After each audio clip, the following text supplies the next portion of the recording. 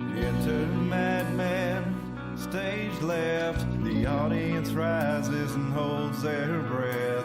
They let the vampires into their house, pretend they don't see when the teeth come out. Put a band-aid on their throat.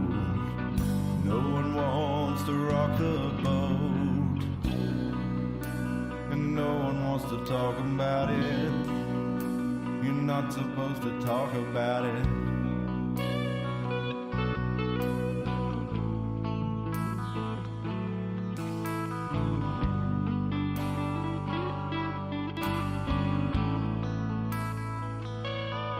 The curtain rises and the players come out.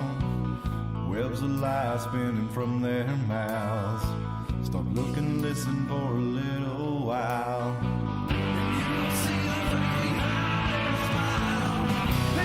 Attention to the men behind the curtain.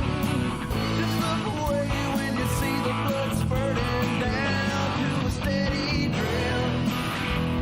I promise to leave you a little bit. I'll be back for another drink tomorrow. I love the taste of your terror and your sorrow bathing in your blood. It's never enough.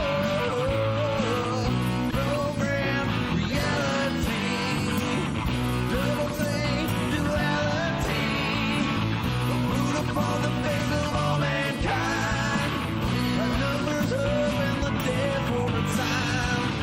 Go along to get along, hypnotized by the siren song. The flames are empty and the crypts are cracking open. The horde's upon you and you stand there frozen, waiting for the word. Stand in line and wait. Don't follow the strings to find out who is pulling. Just drink your poison, keep on laughing and drooling, eating your own flesh. The master always knows what's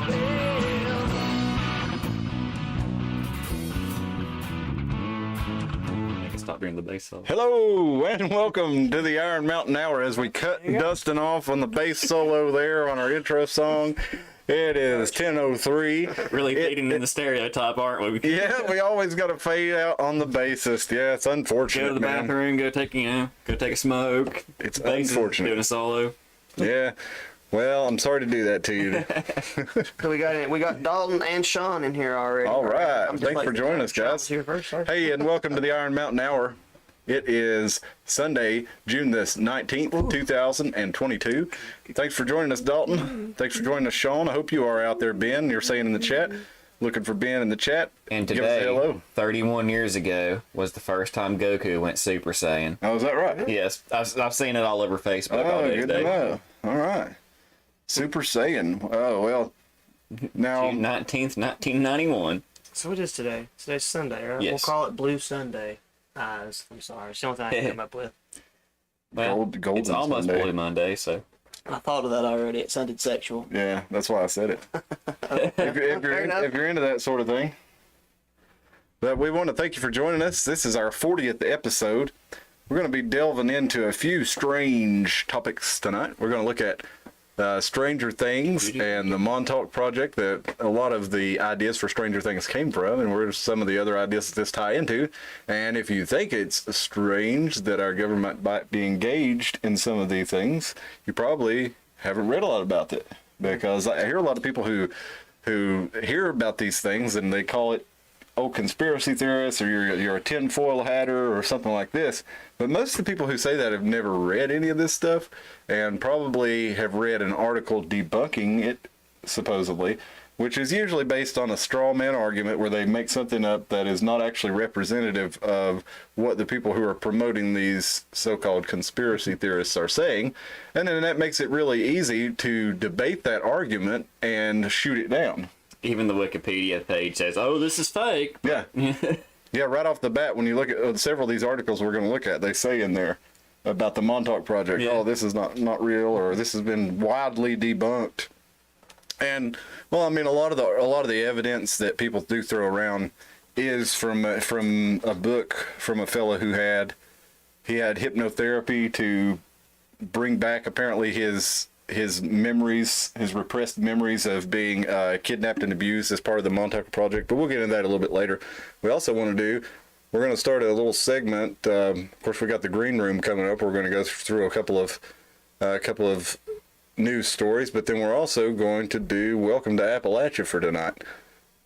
So we got a lot of new people moving to Appalachia. Mm-hmm. We do. Especially in our area in Tennessee. I talk to people all the time who come from Florida, especially right now. I'm getting a lot of Florida transplants. Well, I mean, we've seen people come from all over, but the reason I've seen a lot of Florida and the reasoning has been the same for all of them. They've told me that Florida is being flooded with people from other states. They're saying too. Big money from New York and California is coming to Florida. People are making a killing selling their house. And even though our real estate market is inflated here, they can still buy a pretty good house based on what they're selling their house in Florida for. So a lot of them are telling me, hey, I'm coming from Florida because there's too many And it's still New Yorkers. very similar on how our laws are. We overlap quite a bit with Florida. Well, that's why what he's saying. I've met quite a few people from Texas that's saying Texas has gotten too blue, so I came here. And I mean, I do see a little bit of an attitude difference, but I would say the biggest reason they came here was because the laws are very similar to Texas. Mm-hmm. But I mean, I've noticed also amongst what I do that I've noticed that some of the people from upstate like New York and Maine, they've been, I guess, out towards Michigan and stuff. They're going to North Carolina. Mm-hmm. I know a bunch of people that have relocated to Charlotte. I've seen people talking about that too, and there's kind of all the most of the transplants from there. A lot of them are like, yeah, I just don't like that state anymore. Yeah, they're getting too stupid. I think we're getting a lot of that. I hear that a lot, and some people have the concern that, well, we're going to have folks from California who are going to come in here and they're going to be glad for, the low taxes, the no state income tax, the gun laws, things like this. But then there's the concern that they're going to come in and say, well, this is really nice out here in rural Tennessee, but what we really need here is an arts program. Wouldn't it be nice to have the kids in an arts program? And then they'll, vote for tax increases to start another government-funded program. And a lot of people have the concern that they're going to turn Tennessee into kind of the place that they left, and that's just the stepping stone, or the camel's nose under the tent, if you will. Going back to the old saying that if you let the camel's nose under the tent, it's going to come inside. There's nothing that you can do under it, or the slippery slope argument, which a lot of people say is a logical fallacy. But how many times does a slippery slope have to happen before we see that that's a real thing? I mean, if you just look. A lot of people were saying, for example, about the gay marriage debate years ago.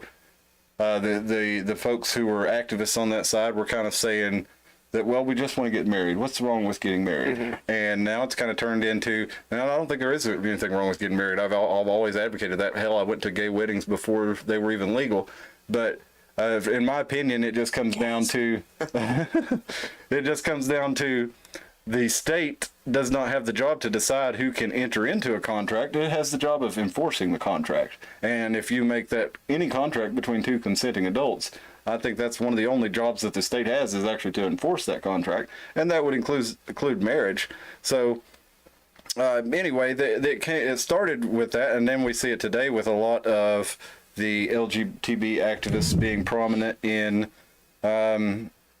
and things like the Drag Queen Story Hour, the LGBT books that are being promoted in some schools, and a lot of times you actually find out it's in red areas, which is surprising to some people. But overall, our learning institutions they all follow the same MO in many states, and that's what I was kind of getting to. People tend to think of Tennessee as when you think of conservative state, you probably think places like Tennessee, Texas, Florida, Oklahoma, having conservative laws and stuff like that. But Tennessee's actually probably a lot more progressive than a lot of people realize. It's just the part of it we're in, it seems like it is. But if you go further out west, you go to Nashville. Red, and then, Knoxville's a little bit more blue, but Nashville's pretty red. Nashville, I think, has a Democrat mayor, but they're... Yeah, but it's reddening up.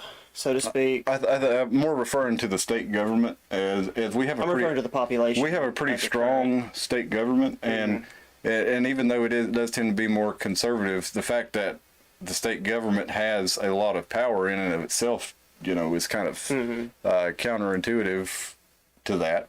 But there is, I mean, the Department of Education is pretty big. There's lots of, Department of Agriculture. There's lots of regulations, like with every other state. But a lot of people think that maybe Tennessee, being conservative, probably has a lot less of that. And though we do have the constitutional carry that passed it started in July of last year. It's been almost 1 year since we've had constitutional carry here in Tennessee. Remember the report that came out a few weeks ago that said that there wasn't really any new laws that made it easier to own guns in Tennessee, and the liberal activists were congratulating themselves on that and thanking the state legislator. Hey, we got a couple of chats here from Dalton. Says, I'm in Pennsylvania and we have a good bit of people moving in from Maryland, New Jersey, and New York for cheaper housing and taxes. Yeah, I don't doubt it. Now, if y'all in Pennsylvania just get that mail-in voting straightened up there, your Republican legislature really dropped the ball on that. Sean says, I'm in Aberdeen, Washington. Almost everybody who buys a house is from somewhere else, mostly Seattle, Portland, and California, like me, sort of. Yeah, they're escaping those places. Dalton says, lots of people are seeing the downfall of major cities and blue states in general and getting out of them. And Sean says, oh, yeah. As Pam says, praise you, brother, you're seeing the luck. Well, I mean, I don't really think I don't think they're the exception to the rule on that one. I think most people are seeing. I guess you're making my point about my cities are hell, which I'm not going to do this week. I'm going to do a step back. On. Well, I might if you just want me to riff on it, but I got another something I want to talk about. That could be next week. This could be, this comes back to a thing that I was talking about, I'm pretty sure on a different thing, maybe just in private conversation, that as you do have an influx of people, it doesn't necessarily have to be so if you have Texas people moving here because it's turning blue, they're not going to vote blue, they're going to vote red, right? Yeah. If you have people from Florida and wherever moving here because of that, and some people might come and vote blue, but I really just don't think the population is going to be that great because most people are coming here to escape that. But as the population of people increases here, a lot of us are going to go, man, that's a lot of money you're offering me for my house. Yeah. And I'm looking at the property value in Maine right now, and that's pretty cheap. I think I could handle the winter if I could just, retire on this money you're offering me. I think a lot of people might bite on that. Yeah. And that's the ultimate restructuring. Yeah. Because a lot of people are going to go to these empty places that are emptying out. So. I think you're right. And, well, I mentioned earlier about some of the more transsexual or transgender focused things that have been going on with the transgender community in the mainstream. And it's not that I have a problem with somebody who feels like they're the opposite sex and wants to dress that way. I think that the idea is that most people really don't have a problem with that. It's that they are seeing things like Drag Queen Story Hour. They're seeing things like people taking their children for the drag the kids to Pride that happened in Dallas, where they were going to watch, drag queens dance and stuffing money into the G-string. And I think somebody made a really good point. They said that taking the G-string is just adult behavior regardless. Exactly. You know what I'm saying? So I do think, if you want to argue, okay, let me play devil's advocate for just a second. Let me make one point real quick before I forget to make it. But the point, I might forget my. Well, I hope you don't. It'll just make me a second. But the point that I saw made and that I thought was really good is taking children to a drag show to learn about transgender people is like to teach them to respect transgender people is like taking children to a strip club to learn to respect women. And I thought that was a good point. So go ahead. I think they might argue.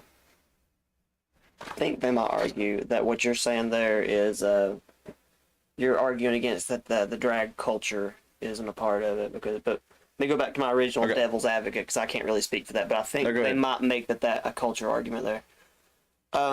Let's say it's not a woman with Gene Simmons makeup and dildos on a crown. Let's say it's just says transsexual. Let's say it is transsexual story time, and it's a person that walks in just simply dressed in drag. They sit down, they read some Curious George book, they get up, thank you for your time, they're out. What's the problem? What is the problem? I really don't see a problem with that personally. Okay. Because I'm wondering, I mean, maybe you could say it because somebody might say, well, we don't want people getting involved in some sort of like exposure therapy for the culture. But I guess my issue with everything that tends to go, I guess, woke or progressive, the issue is mainly isn't that they even come in with it's not the intention really, it's they take it too far. Exactly. It's not like they can't say, hey kids, we have this thing in America called Pride Month. We've been doing it since the 60s, or maybe I'm wrong, maybe it was at the 80s, 70s. I'm not sure, We've but been doing it a long time. yeah. And so here's permission slips, your parents can sign them, and we're going to take you to something.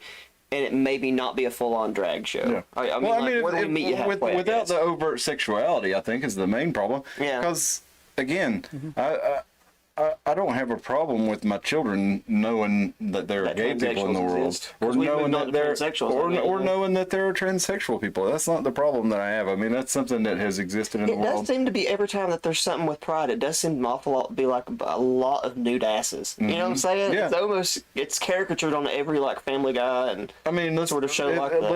let's get rid of the overt sexuality, and yeah, like I've heard many people say, I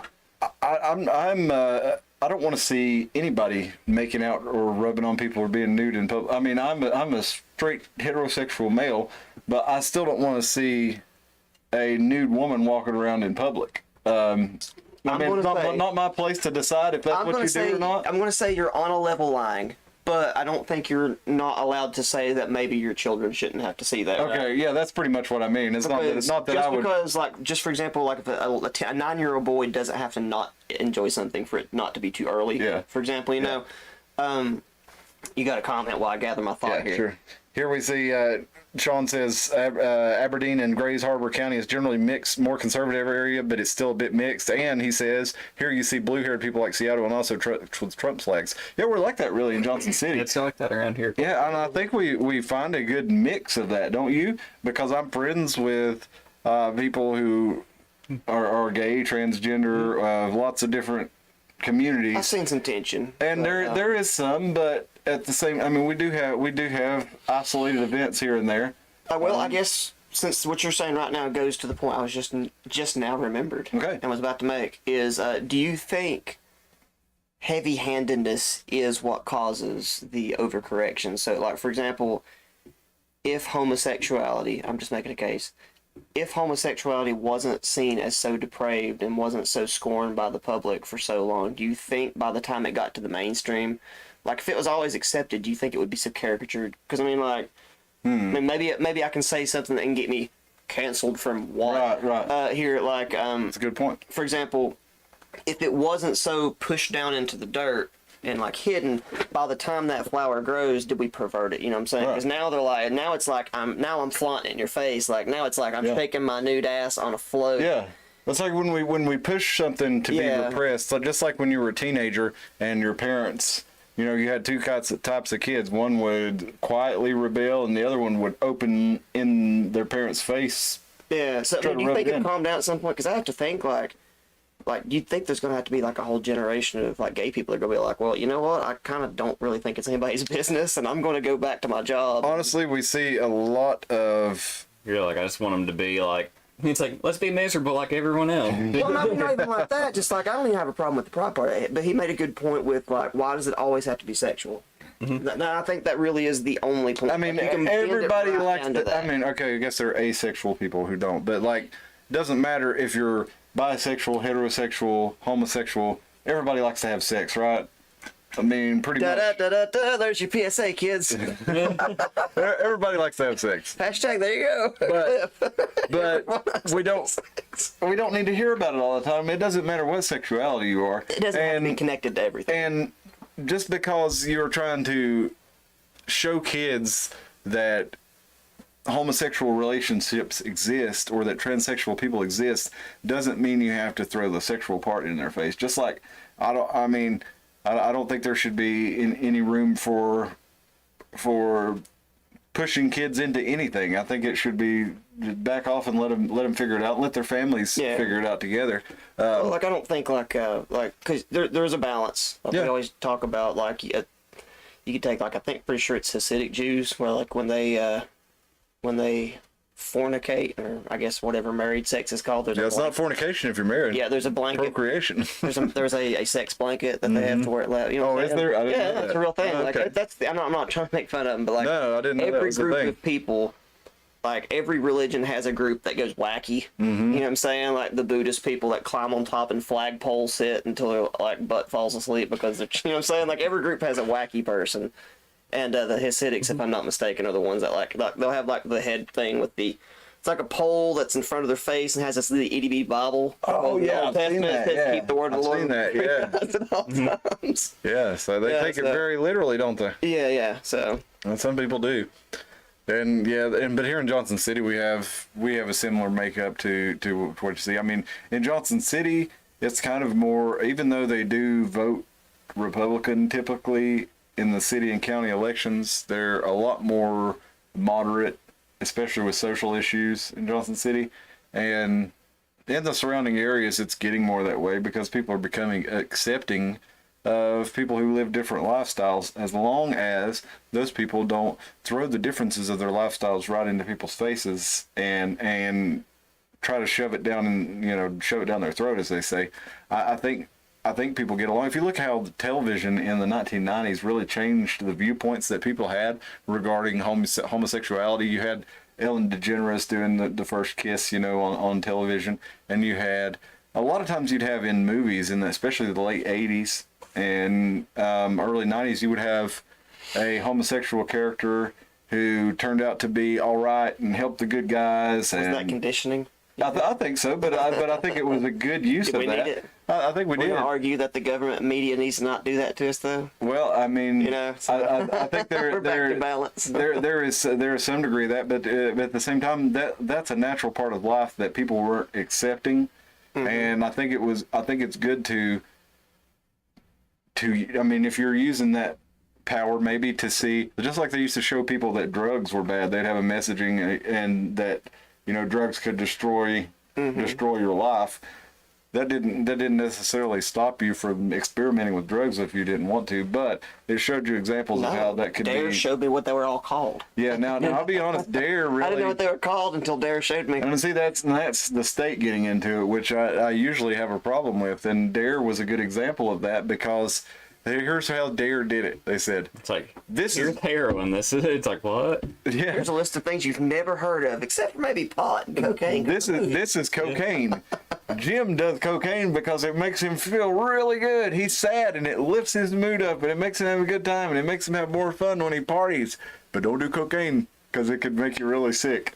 It could ruin your life. But You gotta rot your nose off. they give you all these reasons not to do it, but first they give you all the reasons that people do it. And like, I never even heard of this. I never heard of I heard of marijuana and cocaine, just because of movies. But up until Yeah. I started, it was like a whole list of things. I was like, you can eat mushrooms. It's like- what is this? Sean says, and there's rarely a real issue here. Yeah. I guess that goes to my point too. Of when we were saying, did we need the culture to be? Did we need the culture to be done that way? And I want to say, I don't know. Maybe my biggest argument is Johnson City and Asheville. Mm-hmm. That is two places that are very close to us that have had a pretty damn high gay population since I was born. Oh yeah. And so it makes me kind of look at I guess my only saltiness here, if anybody's wondering, I'm not saying that there's not racism. I'm not saying there's not sexism. I'm No, just I'm not tired of either. our area being blamed for all of it and saying that this is that part of the world where it's all existing. Yeah. And yet I've seen all races here. Like I've known like I mean, don't have to go to list. There's all races here, even in Elizabethan that you can think Yeah. of. And I've never seen people stoning queers. It just doesn't make any sense. Except it's projection from the whole country. I went to the first gay wedding that I've ever been to in 2001, and it was in Gatlinburg, Tennessee, and there was no issue with it. There was some opposition from the There culture. were It's just, some. There were some, but I'm just saying there. no there, more than any other place in America is on my only point. Exactly. Sorry, go ahead. No, that's exactly what I'm saying. That's all I'm trying to is you emphasize. saw that elsewhere, but just like you were seeing gay marriages in New York City, about 20 years ago, that's when they were starting to recognize them and having the state actually uphold the contracts. Mm-hmm. We were seeing them around here as civil unions and things like this that weren't officially recognized by the state, but the people were ready, and eventually the state did get into that. And like I said, my whole my whole thing with it is the state should stay out of it completely. And I agree with that. if people do want to make a contract, the state should enforce the contract, just like if you believe in having a state. But anyway, Derp is what I have to say about all that. well, that's Oh, hell yeah, we all gonna do some online gambling? yeah, that's legal in Tennessee. This is stuff we don't know about Hey. your non-on-air activities. I guess so. I've never gambled. I've played some lottery, but I've never done well with it. You want to go to the casino with me? I got a shout out to my friend Unibluffer. He's going to be playing in the World Series of Poker. Oh yeah. So good luck to him, and He be always- safe in your travels. He in Las kills Vegas. all of it whenever he does. Yeah. It's like every time I've seen him, it's like, man. Yeah, he tears it up. He's He got really good good at at it. And I don't know how to be good at poker. yeah, I don't either. I actually learned a lot from him when B was playing Red Dead Redemption 2 and it had poker playing on it. She was like, "Oh, I can't win." And I started paying attention. I was like, "Okay, do this, do this, do this." And she started winning. And I was like, "Okay, I've picked up a few things. I can beat a video game poker AI, or Yeah. or learn how to do it." Now the only thing you can't beat are like even the I never can the moderate level like chess AI, because they're evil and they Yeah. don't screw up. I'm not good at chess, man. I used to be a lot better when I played. We had a gifted program in Carter County, and we learned to play chess and bridge when I was like second and third grade. So you can sit with your nanny. Yeah. My mom actually gave me the Bridge Club shirt that I had from that time. The bridge is a pretty strategic game, but then Played that one. chess, I don't know remember bridge much chess, about it. But I don't think I've ever played bridge. I don't remember much about it now, to be honest, because I probably quit playing it when I was about 12.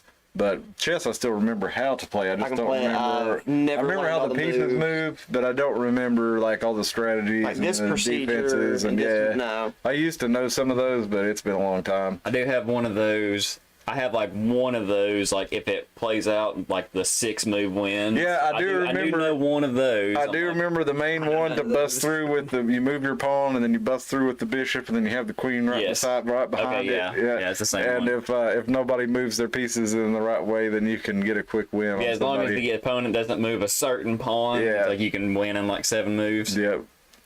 But no, it's been a long time since I've got into any of that. But The AIs always catch on to that though. That's the sad yeah, thing. oh It's yeah, like- you're not it's gonna like, fool really? an AI. Damn, I The Carter thumped County my thing. one? Yeah, well, the Carter County landfill. This is our Welcome to Appalachia segment. The Carter County landfill. They had a fire. Land foul. Landfowl is right. Yeah. Freudian slippage. I'm surprised Dustin didn't catch that one. I was catching it first. He's rubbing off on me. It's called golf infection. They had a fire yesterday. The guy- that sounds very That sounds like a clinical name of something. That's what you just need to call it if you ever get a girl pregnant. Oh man, did he ever? Anyway. Carter County, Tennessee. Yeah, they had a fire out there at the dump, and they was able to put it out fairly quickly. But guess what was started? I was going to ask, what is it? It was started by a reflection from a mirror in the hot sun, and Like- caught the dump on fire. So there was a mirror in the trash and caught some paper. Yep, that's what Okay. happened.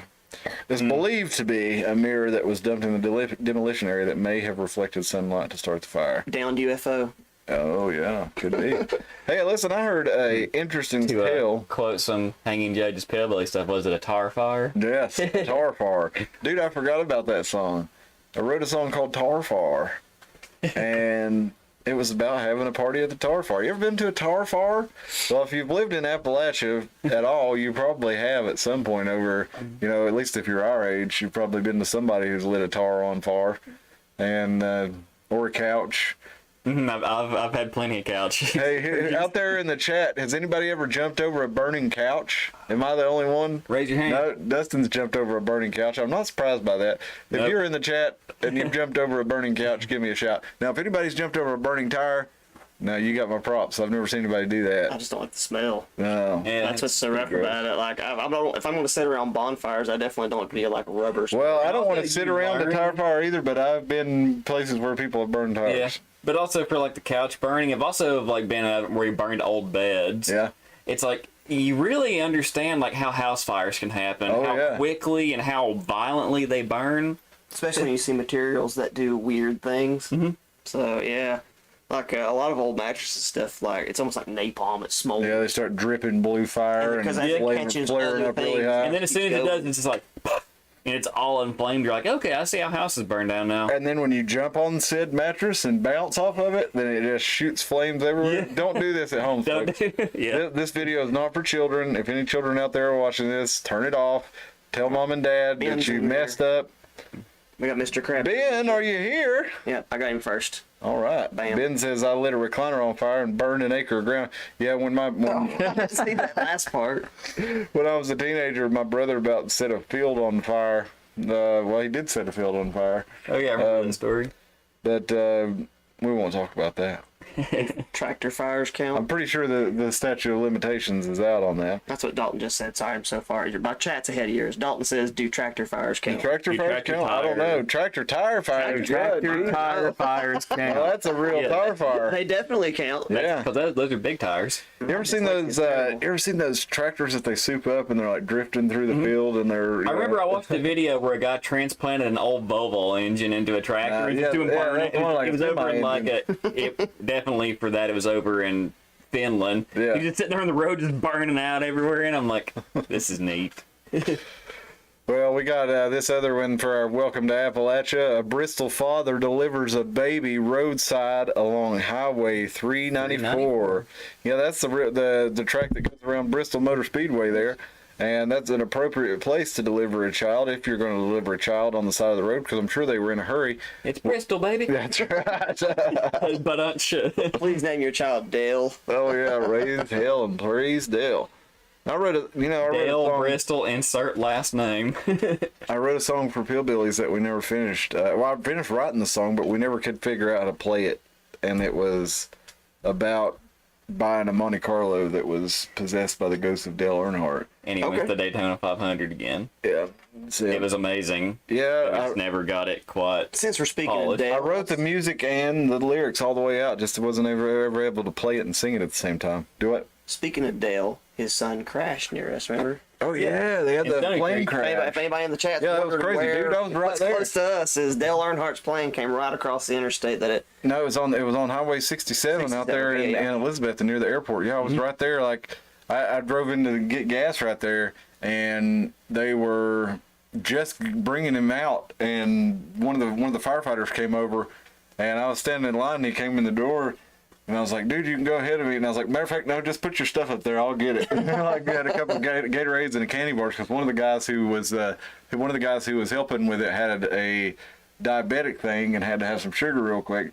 And he was rushing in with a candy bar and 2 Gatorades. And it's like, fuck it, I'll pay for it, dude. Just hurry. Ring it up and go. And Save the other Dale. yeah. We can't lose another one. We can't lose him in Carter County, for God's sake. Oh, but this Bristol father, he delivered his baby roadside along Highway 394. His father was last week, and he was taking his wife to the hospital. She was having her baby. It was 1 o'clock in the morning. She wakes him up. She's like, we got to go. I'm having contractions. We got to go to the hospital. So he says, all right, it's go time. And they're driving along Highway 394 near Weaver Pike when she tells Anthony that they won't make it in time. So they pull over to call I've said that 911. a few times. But before the first responders arrive, Anthony, he says she has a contraction. And he sees it in just a split second now. He's like, oh, the head's out. And all of a sudden, you got another split second, and you're like, oh, I got a whole baby. The baby's here. And so 1:24 a.m. on June 14th, their first daughter was born. And the Reimer's oldest daughter, oldest son, Kaysen, became a big brother. So that was pretty cool here. And What would have been funny is if the baby was 2 minutes later and it'd been on 126, which is a highway that offshoots there. yeah, What it had if been 126 and born at reincarnation's 126. real, and this child had to be born there because Dale insisted because this was his next incarnation? Maybe. Next carnation. Yeah, he was Yeah. like, I'm coming in where I went out. Did Dale ever win at Bristol? I don't know, Yeah. but he lost. Remember? Yeah, that's where he died. No, he died in. Or died in Daytona. Daytona. Where Oh, did, yeah. Well, they still want to be born at the racetrack. That's my point. yeah, no. Where's it? I don't know if he No, it was ever won Daytona. it. It was the end of the Daytona, wasn't it? The last Yeah. lap of the Daytona 500. Yeah, that's right. So anyway, I get my facts wrong a lot, but my joke intentions are pure. Well, congratulations to Anthony and Ashton and Kaysen on their daughter. Let's see, what's their daughter's name? Let's find out real quick. Maylee. Right there. Maylee, yes, Maylee Reimer. So congratulations to all y'all if you happen to watch. Congratulations, and that's a crazy story. Take care We're of that glad child. y'all are all right. She's supposed to be a prodigy. Make sure she has good funding for the car. That's right. Now, one more thing in our welcome to Appalachia. We got bear activity. It closes a campground near Watauga Lake. It's on Watauga Lake. It's not near Watauga Lake. That's what WJ says. Is there big bear activity this year? Well, in Cardin's Bluff, they closed it down There's because your partner to go hug from last week. No. What's up, baby? so in Cardin's Bluff they had an aggressive bear and taking food and garbage at the campground, including food from an unoccupied tent. And another campground on down the road, and I think it was Elkton, they had actually somebody attacked in a tent by a bear. Laughing. Look at that name. It's so funny. Gur. No. Laura Hot and Rotten. It's called. I was on Germany and I was like Gur, thinking of bear. G. Okay, sorry, I had to get going. Come back up. She'll be back. She disappeared. But the U.S. Forestry Service officials reminded the public of bear safety guidelines, which entail that visitors keep food or other items that may attract bears properly stored. Storage includes bear-resistant containers. Hey, listen, folks. If you're in Appalachia, if you're new to Appalachia, or if you're not new to Appalachia, I doubt these people who were here with the bears are new to Appalachia. But just in case, bears are out this time of year. They are going to come out in the early summer, late spring, and they look for food. They look for grasshoppers. They look for berries. You look for your trash. And if you leave trash out, they're going to come for those. Man, I got or some if you fat leave food out. raccoons now this time of year. I've already got some fat raccoons into my trash already this year. I was at work the other day and I saw a great big raccoon in the downtown building. Or no, it's a baby raccoon. I'm sorry. I've seen a great big raccoon down there crawl out of the sewers. But the baby raccoon, he was climbed up on a pole and he climbed up between the bricks and the pole and he was waiting until morning. But you see a lot of that, or used to see a lot of that in downtown Johnson City. I've not seen so much of it lately. I see a lot of downtown Elizabeth at night and them crawling in. Oh, is that right? The storm drains. You see plenty of raccoons. Yeah. I've worked third most of my life, so I've gotten to know the critters around here. Dalton says, do tractor fires count? Yes, they do, Dalton. Tractor tires certainly count. And Sean says, finally, he speaks up. I guess he's referring to being there. It's nice to have y'all with us tonight.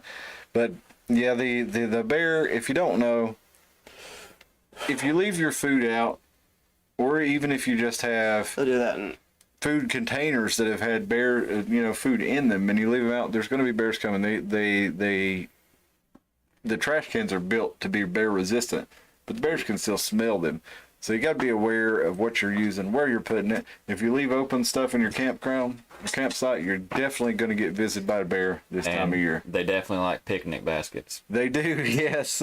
It's not a myth. Yogi Bear will come and steal your picnic basket. I think Yogi was a grizzly, but black bears, even though they are a lot friendlier, they will steal your picnic basket. Sean says correct.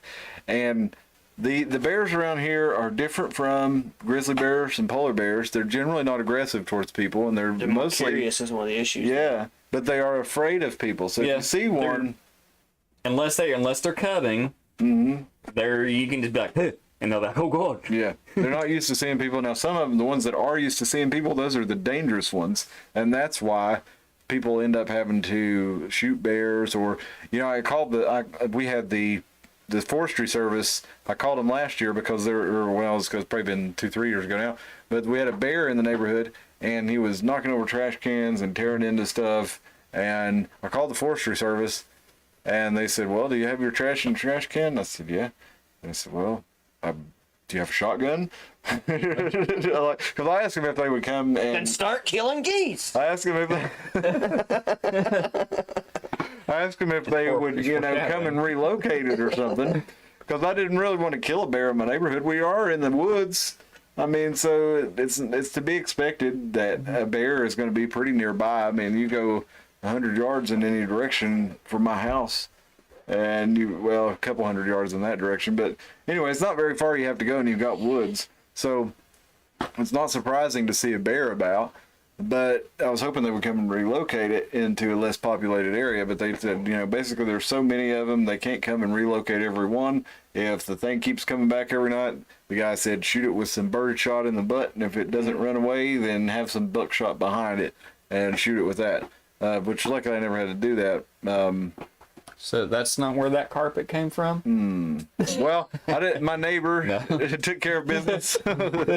He didn't. He did shoot the bear, but he didn't kill it. But it didn't come back. Again to the live pastor. But no, I mean, the main thing was we got children running around this neighborhood, and the whole idea was you don't want to let the bear get comfortable with coming and getting food out of it. Otherwise, nobody would have wanted to hurt the bear, but nobody's going to chance their children getting hurt because the bear makes this a scavenging area. So you do live in Appalachia. You do have bears around. It's important to remember that. It's important to remember that this time of year, you got bears out coming out doing dirty stuff to one another. It's springtime. They're looking for other bears to do dirty stuff to. The babies are leaving their mamas. They're thinking they're big enough to do dirty stuff, so they're trying to go out and show how tough they are. So you do have a lot of that going on, and you have this is the time of year where they're most active, so they're going to be looking for the most food. Keep that in mind if you're new to Appalachia or if you're not new to Appalachia. Though another thing, the other scarier part are the big cats. Oh yeah. I mean, even though they're not, we do actually have mountain lions now. But the more commoner, isn't it? The bobcat. It's like they look cute. They're not. They're not friendly They'll at all. take a chance at you. Yeah, because bobcat and any of the big cats, they're they're same as small cats. It's like they get an opportunity to play. They're like, hey, you look like I could take you. And some of them play rough. There, I saw a bobcat not too long ago. Pretty good sized one. As a matter of fact, I thought it was a mountain lion until I realized that it had a short tail. But I've not seen them too much. I've probably seen 3, I think, over. One of my worst experiences was I was out hiking, and it's like, and you run across and you run up and you see kittens, and you're like, oh god. Yeah, there's no supposed to be It's like, oh god, no. It's just like, okay, we're leaving right now. Yeah. And if you hear a meow in the woods, it's not a good thing. Yeah. Especially if it's in Goss's voice. Meow. You're hiking, you hear that every turn. Oh, I would go the other way. You're like, uh-oh. Be wild. Somebody break out the friskies. Booty hole penetration. Talk about friskies. Oh, man. Dalton says he has bear activity in his neighborhood every year. I do too. Yeah, I do pretty regularly, but the thing is, problem is when they keep coming back. The same bear will revisit the area, or especially if you have a mother with cubs revisiting the area. Now, I've had that before too, but luckily we were able to run those off without too much trouble. And that's an important thing to remember too. If you see a bear with its cubs, you generally want to stay away from it, obviously. But if you can make yourself big, and For a black bear. Yes, You need to know. Take a ding. So, Or if you're not blatantly in its territory. yeah. that's true. Speaking of gun, we got Sean says, I'm in a neighborhood wilderness nearby and we get cougars here. I recently caught one on my security camera just walking down the sidewalk. Yeah, that's actually how they finally proved that there are cougars in this area. Sean also says, buffering, is it just me? We don't know. No, it buffered on our end too there. I don't know what that was. But, yeah, it seems to be okay now. And we had a freeze up here. I think that was on our end with our camera system there. YouTube loves us. Yeah, I can't blame that one on YouTube. I think that was OBS. It said we were dropping 2.7 frames per second, but I think we were dropping more than that. Now it says we're down to dropping 0 frames per second, so we should be Is it okay. a certain camera or anything, you think? I don't think so. I was switching. It was on the main camera, which is usually pretty good, and then the secondary camera is usually the one we have trouble on. Oh, But the main camera was the one skipping. Then when I went to the secondary, and it ended up, working all right. But I'm not who knows very about these literate, things? so I don't know either. troubleshoot from what looks obvious. I think a lot of times it might be the time we stream, It could be. They're not gonna give you bandwidth if we're threatening the PewDiePie. I don't even know what time he streams. I'm just Well, neither. throwing out a buzz name. Yeah. Well, it looks like everything's in order now. Well, while we're buffering, would you like me to do a nice segue using my replacement segment for this week? My normal segment is cities are hell and you should leave, but not come here. Sure. Actually, you should come here and then pay me a lot for my place, and I'm going to buy your house pennies on the dollar and live in an empty wherever. My segment. Maybe this you could week, just make yourself a lease, and just they couldn't lease out kick you my out. house. No, I mean they couldn't kick you out. Just find a house for sale and write yourself a lease for it, and not have to go through court like that lady we talked about. Oh, that's true. Okay, sorry, didn't mean to. What about in Australia? Didn't mean to distract. No, this was in Chicago. Oh, was it? Okay. Didn't well, mean to that's distract you from your point, but wait, get into your thing there. Well, my point. What was my point? Oh, my segment this week, instead of cities are a bad idea. Mm-hmm. Because I don't think they should come out. I think they should just restructure the city idea. This week it is Happy Father's Day. Okay. Down with the patriarch. Oh my God. That's what this segment is. Oh my God. I have an idea. I'm not going to say I'm kidding every time. I think what we should do in honor of Father's Day. I got inspired by this, by the meme that has the guy sitting there all mad, where it's like every Mother's Day we're expected to go to the steakhouse, but on Father's Day they want me to grill. You know. Mm-hmm. So that's in the nature of things. Us men are honored when you shit on us. Bring on the shit. Shit on us more. So what I think we should do in Elizabethton to honor the patriarch is, since we have, picture it, Golf. If you can bring this up on the thing, you could do it, but picture this, people. Downtown Elizabethton is just a straight line. At the very end of that straight line, what is it, Golf? There's an obelisk. What is it really? A wiener. It's a big PP. Is it a big one, or is it an Elizabethton size one? It's I've seen bigger. Elizabethton size wiener. Yeah. Well, it ain't as Decent big size as it ain't wiener. as big as George Washington's PP. So That is the Washington Monument. Yeah. Okay, well, hey, man, I mean, sporting. Anyway, Washington's 666 feet high. how big is the Elizabethton? devilishly Not big that PP. Washington's is 500 and or was it 555 feet above ground and 111 underground? I forget, but the part from the part underground to the top of it is 666 feet. Okay, well, the I think, well, you guess ours is what, 50? No, No, not that high. It's like 30, maybe 25. Okay. That's pretty short. Okay, we're going to say 30 for the sake of it. Okay. Picture it, people. Downtown Elizabethton, dead center, straight old brick buildings, and at the very end of it, 30-foot dick. All right? Cone shape, not traditional mushroom. I think what we ought to do is go to the middle, which I would say is around the War Memorial area. Mm-hmm. Spin completely around.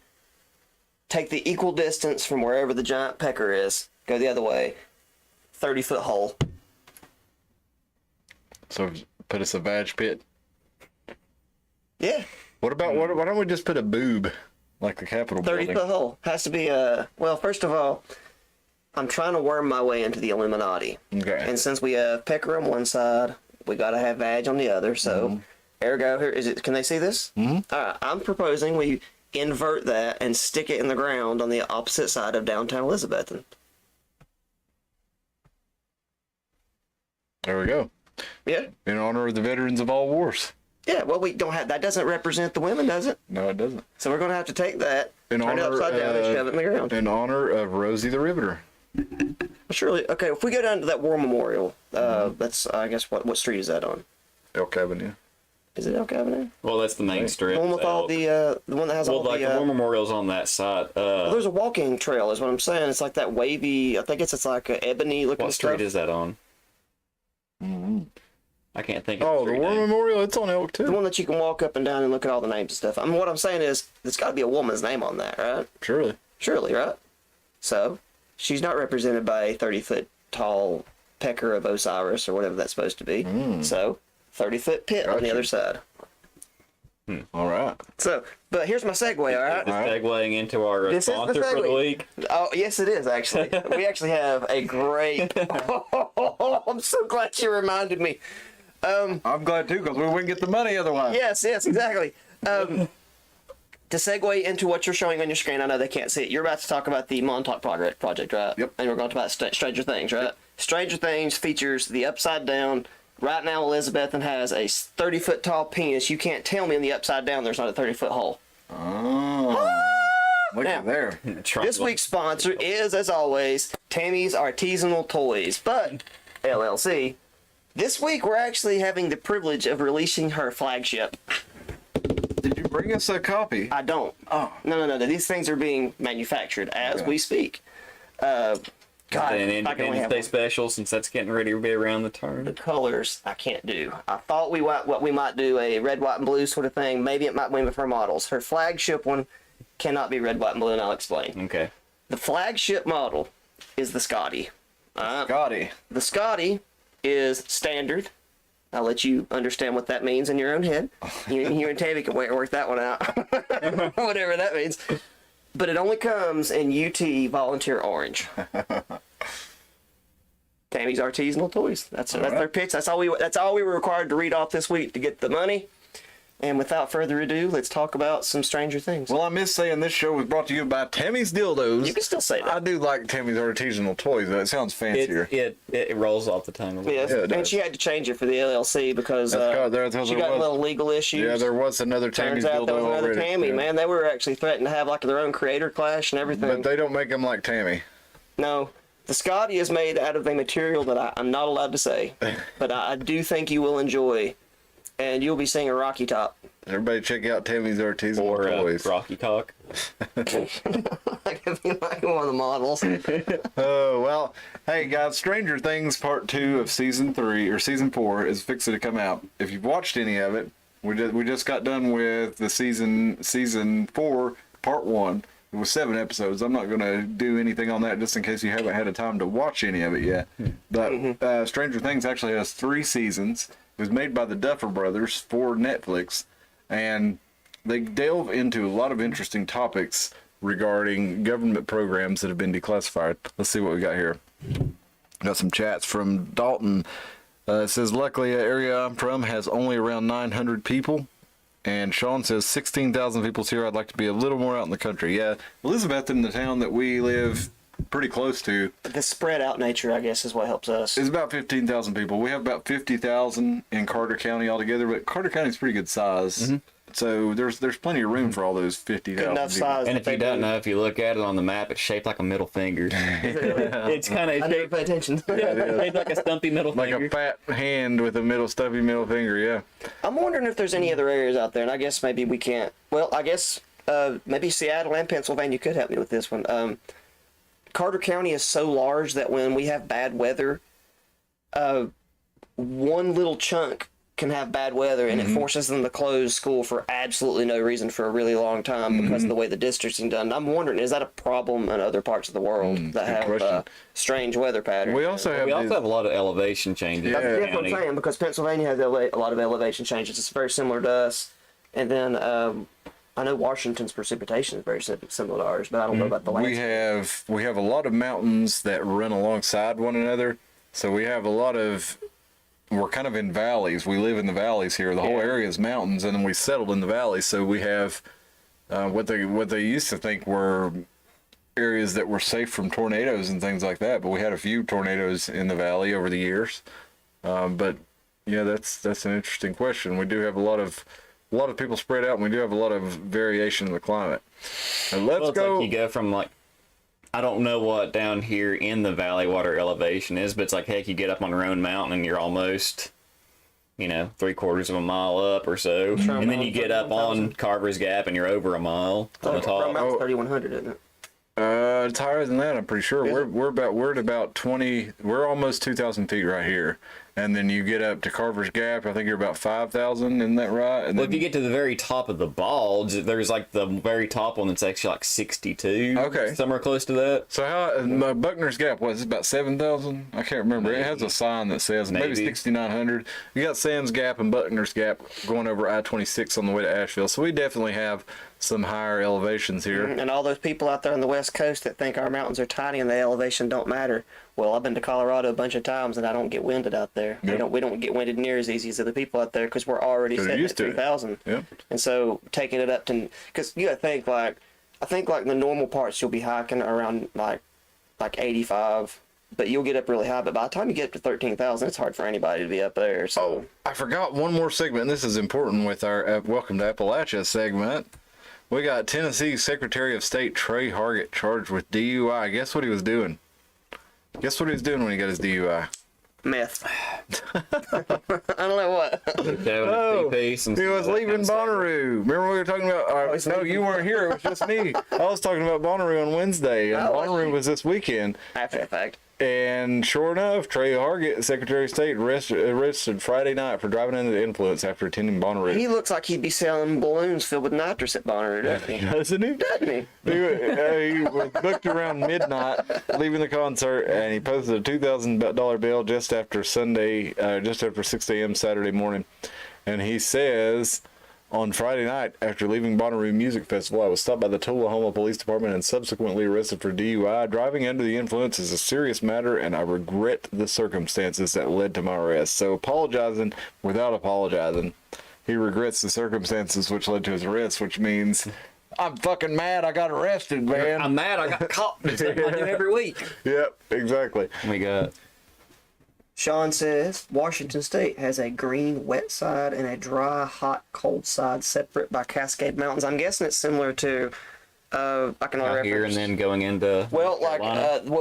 what he's talking about is where the mountains get way bigger out west, and it's thanks Mr. Enzer, whichever camera I'm at. There's a thing called the orographic effect. The water gets trapped on one side, and so like if you go to Colorado, if you look on like a Estes Park side, I guess you'd say. It's gorgeous, big trees, green. And you go on the other side, and there's this like section called, I think it's like Alamosa. It's literally just desert, big dunes and shit. Because all the water gets trapped on one side, and that's where all the skiing and stuff is. So I'm assuming that's what he's talking about, that the water gets trapped on the Cascade Mountains. Did you ever play Days Gone? The zombie game? No. I know of it. I've just never played it. It's a pretty fun game. You had to ride around on a motorcycle, shoot zombies and stuff. But Correct. Thank you, Sean. It rained all the time. And it was in, I can't remember if it was Washington or Oregon. I think it was Oregon. Yours, isn't it? That is mine, yeah. But it rained all the time on there. And that is my reference point. That and the movie Primal Rage for the weather in the Pacific Northwest and Free Willy. It's funny you're talking. It's like Primal Rage. I just think of the Sega Genesis. Yeah, you can't help it. But that monkey farting. Yeah. The ape Man, farting. it didn't translate. Hey, I actually watched a video. I actually watched a video about that game the other day. Really? Yeah. Just how, especially for the time it came out, how much of a technical masterpiece it was, since it actually used.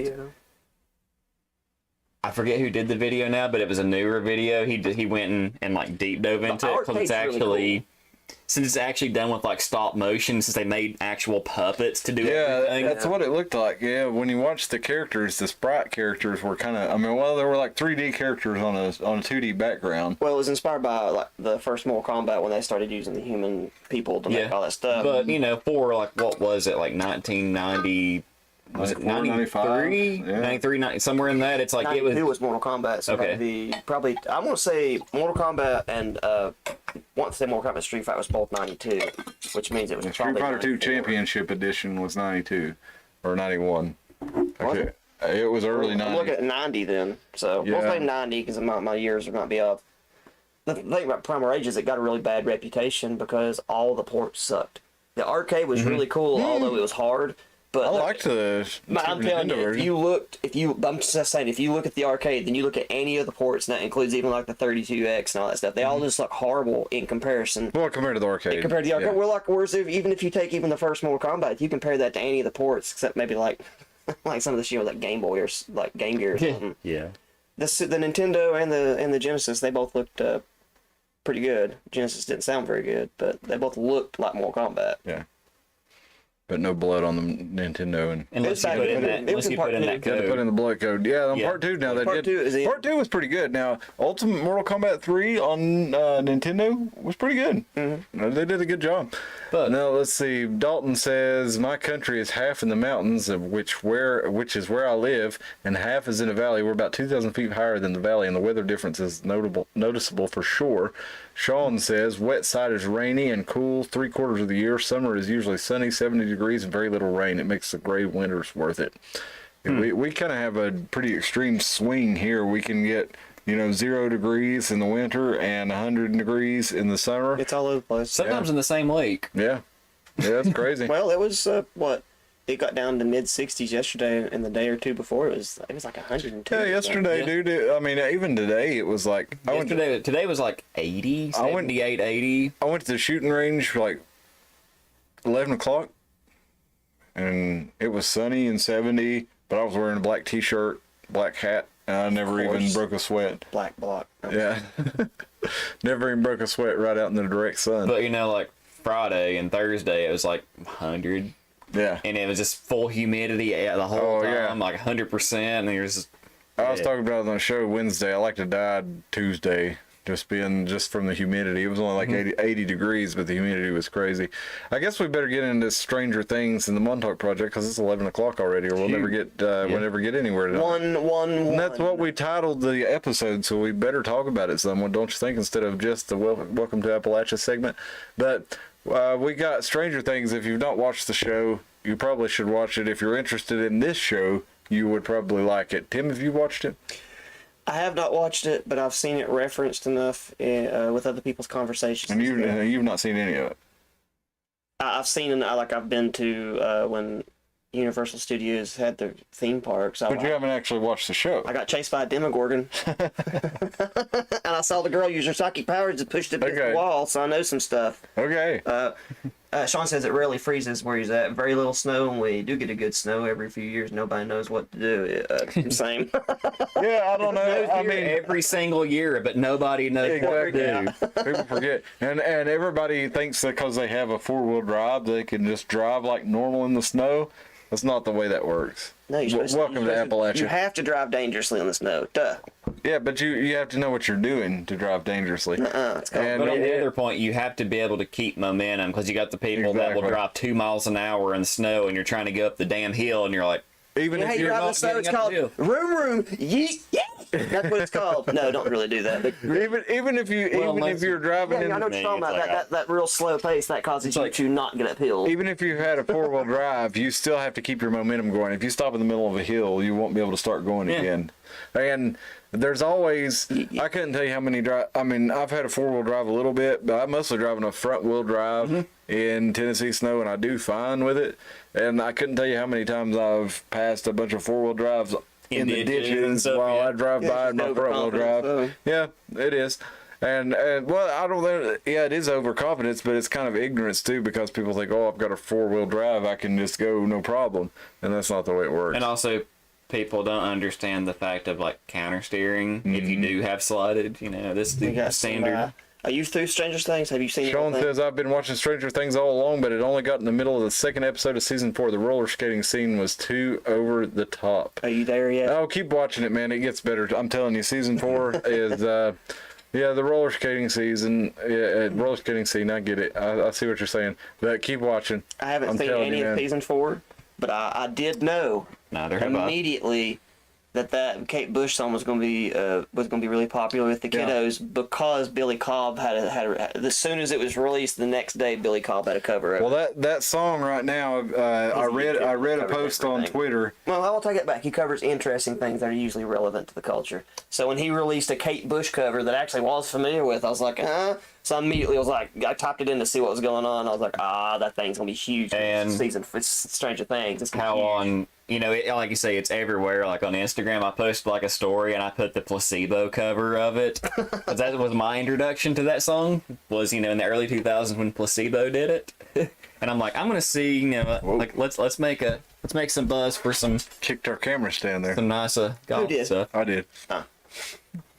Anyway, Well, Kate Bush. That's Also, an Meg interesting. Myers does a good cover of that song too. So Kate Bush apparently. did you say Austin Powers? Meg Myers, yes. Mike Myers. Running up that hill. Go ahead, sorry. Running up that hill.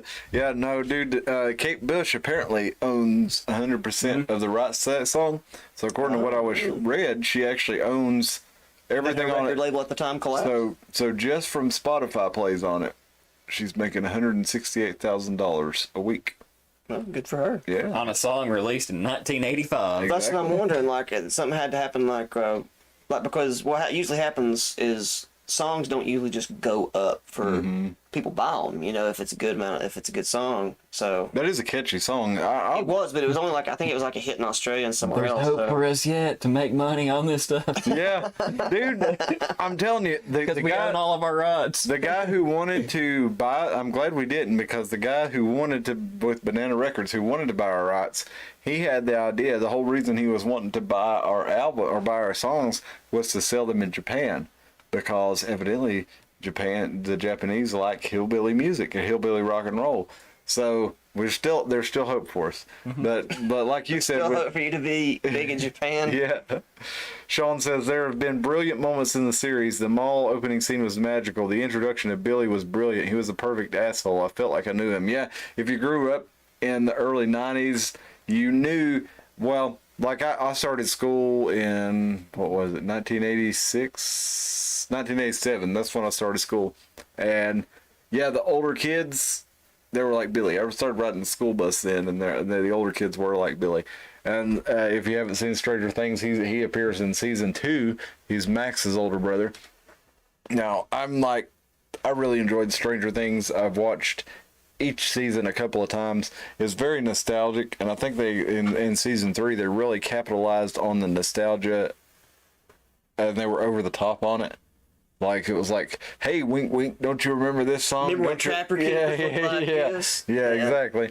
And so I wasn't a huge fan of season 3. I thought season 3 was okay, but season 1, 2, and 4 has been really good so far. But when we get down to the season 1, it was actually based on some real events, or what some people say were real events. Now, the hit series Stranger Things, it looks at, if you watch the movie, it really is reminiscent of, to me when I first watched it, it made me think of E.T., it made me think of Stephen King's It, it made me think of Marvin and Me, obviously. the music was John Carpenter-ish. We don't have to look this up, but there was a ripoff of E.T. and I think it was called Marvin and Me. Is that right? I don't think I've seen that one. I know what you're talking about. You know what I'm talking about? I think sounds. We might have to look this up. Hit that. There was a ripoff of E.T. Because all E.T. did, E.T. did it tastefully, but Marvin and Me looked at it and went, "Huh, we can do that," and they just really shamefully did the. I think it was Marley and Me. Marley and That's Me. a dog That's movie. the That's dog very movie with sad those. dog movie. What? Marley and Me too. There What? Is it Marley? Put E.T. ripoff. Just put that up there. Put E.T. capital E capital D ripoff. What is the name of that? A robot? Wow.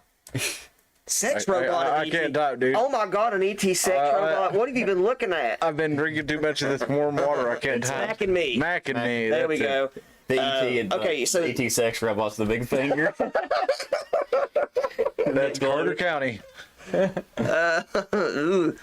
Now, so like E.T. they had like the Reese's Pieces scene and stuff like that. So just imagine E.T. but with Marvin and Me there, but with a whole lot more like product placement everywhere, like shamefully. So I'm glad I remembered that. Mac and Me. I'm gonna fix this shit where we Mac can and Me. actually show. I'm gonna fix the hotkeys because They it's ain't not too one to hot. let- yeah, they're not too hot. It's only wanting to let me show my screen on the main camera. You sure it's not just doing it because of the security issue? You've been pulling off an awful lot of pornographic crap up. I don't know how to I not watch a lot of say it porn. on What can I air. say? Especially with this ET sex doll stuff. I really don't want to know what you're into. I watch a lot of porn, but Extraterrestrial porn. that's a Cheech and Chong. That's a Cheech They're all and Chong. tired. I didn't know you watched Cheech and Chong, Dustin. But let's see here. Let me find E.T. the Extra Testicle. That was the Corsican brothers, wasn't it? Possibly. I think so. You're gonna start It's been naming about 20 porn minutes. directors. I honestly cannot. It's been about 20 years since I watched that. I was at my friend Johnny's apartment, and it's been over 20 years. It was my senior year in high school, and we watched the Corsican brothers, and we had a party with Jungle Juice. Remember we were talking about making up Jungle Juice? And We talked about Potion too. yes, we did. We have the Darwin Awards with both Man. of those. I'm so technically inept. Inept. Yes. I'm just making sure because I know what I am, and it's inept. I just want to know we were brothers. Well, you know what an adept is, and inadept. I'm inadept, which is basically the same thing as inept. Now we're gonna fix this thing once and for all, so that I can actually show you what's on our screen when I use this camera. So sorry about that, folks. Also, Sean has left a new edition. Sean says, also very well done. Oh, wait a minute. Sean says there have been brilliant moments in the series, and I've got it pop up. The mall scene, opening scene was magical. Oh, wait a minute. You already read that one. Also, very well done when Billy arrived at the pool and the women set up and looked with the cars moving in stereo. Played excellent. Really set the character. Yeah, I agree. And that is reminiscent of anybody who's ever seen Stranger Things at Ridgemont High, or not Stranger Things, Fast Times. Oh, man, that'd be a good porn. Faster Times at Ridgemont High. Stranger Things at Ridgemont High. With Phoebe Cates' boobs. Everybody loves Phoebe Cates' boobs. If you're not American. I don't know what else to tell you. So that was reminiscent of that scene. And Billy is a great character. He reminds me of some kids who were on the basketball team. I'm getting the feel with the bully and all this stuff. So. Well, this guy had, he was had the perfect body. He had like the perfect perm haircut. From how guys were getting their hair perm. They had a mullet with a perm in the 1980s. That's how Billy looked. Like AC Slater? Yeah, but longer hair. Now I'm seeing AC Slater like Carlton dancing and running up the hill. Well, so in Stranger Things Season 1, we see the character 11, and she is a child who has been captured into a program by the government, and she has been identified as having had psychic powers, psychokinetic, telekinesis, all kinds of different stuff. Can move shit with her. She can move things with her mind. They also are using her for remote viewing, and they're also trying to use her for remote assassinations. Now, when she does did she bleed out the nose? Yeah. Yes. Okay. There was a movie. I want to know, where do they get that from? Because they bled out the nose when they used psychic powers on the Tommy Knockers. And the guy bled out. Firestarter. Firestarter. Her dad, yeah, he would do when he did it too hard. He would bleed out his nose, like when he was doing the turning the $1 into $100 bill. Mm-hmm. So I'm just wondering, where did that come from? Where every time somebody uses psychic powers, their nose bleeds? Because it's like, that seems like a power I wouldn't want, because that's a short wick on a power, Well, I mean, I think That's a hell of a monkey's paw. it was usually used to show that the psychic power was draining the person who was using it. Whether it was in Firestarter or Stranger Things, the idea was I'm hearing Xavier go, the power! I'm also hearing with the random nosebleeds whenever you see smutty stuff in animes and like the innocent boy and they see something that turns them on and they random nosebleeds. Yeah. I was like, I never really understood that. No, part. I never did Unless either. it's like kind of like, I don't know. I don't even know. But I don't know, that just problem. It came to mind too. What causes nosebleeds? Is it a blood pressure problem? Because are they making a dick joke? Well, They could. think about if you're focusing really hard on something and you're, straining and you're applying pressure basically to your brain. If you're You don't really think it's a dick straining, joke? I mean, I guess. I think because first of all it's Japanime, and second of all I want to believe this. I want to believe that what you're talking about, where the guy's sitting there watching, they're going, I just don't understand how to get it off. And he's sitting there going, and all of a sudden his nose starts bleeding. I have to think what the animators are implying is his wiener got so inflamed that the blood had to go somewhere. I swear that has to be what it means, because it's like, in case you've never been on the dangerous side of anime, when It's smaller guys, it's not even dangerous side. It's kind of when like you get beyond Dragon Ball Z, It's just anime beyond Dragon Ball Z, for some reason, men's nose start gushing blood when they get erections. I have to think either it's culturally normal for Japanese men to bleed out the nose whenever they're horny. I have to think that it's a dick joke about the dick becoming too, and the blood having to have some place to go. I'm just trying to Blood explain it. I'm not pressure trying to be overly graphic. Anyway, Stranger Things. 11 is a girl. They mention in Stranger Things. Actually, I'm not going to do much about season 4, but this is not really a spoiler. But in season 4, they mention That'd be fair though. that Steve Harrington, one of the characters in the show, he mentions Fast Times at Ridgemont High, because he talks about when they give this girl this videotape of Fast Times, that she returned it and it was paused at a certain time where Phoebe Cates was showing her boobs. Mm-hmm. She jumps in the water and comes out without her top on. What's the name of the dude that's in the bathroom? That's Judge Reinhold. And what has he also been in? He's been in Beverly Hills Cop 2 for sure. He was in Beethoven. He was the dad in Beethoven. God, I know. I totally forgot about that. He was Axel Foley's partner in Los Angeles in Beverly Hills in Beverly Hills Cop. But I don't remember what else he was in. I saw him on an episode of Batman from the '66 version, but I don't remember what. Really? Yeah. He Maybe. must have been young. No. Because I think he killed somebody on Columbo. I take that He was back. in his early 20s in the 80s. Well, Columbo was 80s, so he had to have killed somebody in Columbo. And I could see him in Columbo. Yeah, maybe it was that instead. Well, in Stranger Things, he was not around. I'm doubting everything I just said now. Maybe I've not seen him in anything in a really long time. You've seen him and stuff. He was wearing he worked at the fast food restaurant in Fast Chicken, Times at Richmond the High. fish, Yeah. the captain's hat. Yeah, exactly. Well, Stranger Things was based. Who was the character that they're talking about in Stranger Things? Which one was it? Because I guess the most popular would be Spicoli, which would Sean Penn. Well, I don't really know what you mean. Oh, a minute ago you were talking. They referenced something from Fast Times. Oh, they were talking about how somebody had borrowed. He was saying this girl must be gay because she left the tape Fast Times at Richmond High paused at the scene when it shows Phoebe Case's breasts. But anyway, we'll get into Stranger Things a little bit here. It was I can appreciate a titty. So. Oh yeah, and Phoebe Cates. Back in the day, like it's like now every titty has to be huge to be famous. But Phoebe Cates, her titties were not very big, but they were nice. You saw? Well, I mean, Gwen Stefani. Yeah, have you seen? I actually have don't you like seen Gwen Gwen's Stefani. boobs? First of all, I like everything about Gwen except what comes out of her mouth. I'm sorry, this isn't a sexist thing or anything. I just don't like it when she performs because I like everything else so much. And it's like, God, you're making the worst noise that a human being can make with all that. What is she married to? She was married to a bass player, or she was dating a bass player. No, she was married to from She was Bush. married to a country singer. Jason Aldean, No. Luke Bryant. No. Pretty sure I'm right with that one. No. Luke Bryant is the guy from The Voice. It's the guy that sang Old Red. Old Red. Okay, it has to be. Who sang Old Red? It has to be Luke Bryant. Blake Shelton. Is it? No, she was married to Blake Shelton. You sure it's not Jason Aldean? Maybe she still is. No, I'm not sure. I think Old Red is actually Jason Aldean because Taking care of Old Red. No, definitely Blake Shelton sang Old Red. That was a good. Okay. Well, I don't know who she's dating. I just don't like her music at all. But speaking of which, Gavin was in Bush, Kate Bush, Upside Down, Circles, Weird Connections. Here we are. Things. Here we go. Yeah.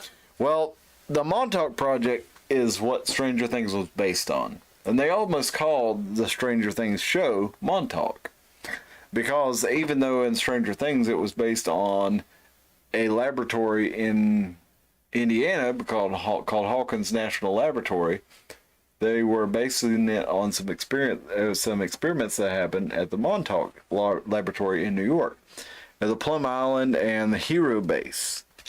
And Montauk Air Force Station was in Long Island, and supposedly the experiments they did were between 1971 and 1993, and the alleged tests they started getting around in the 1980s, but they've kind of been on and off through the conspiracy world since then.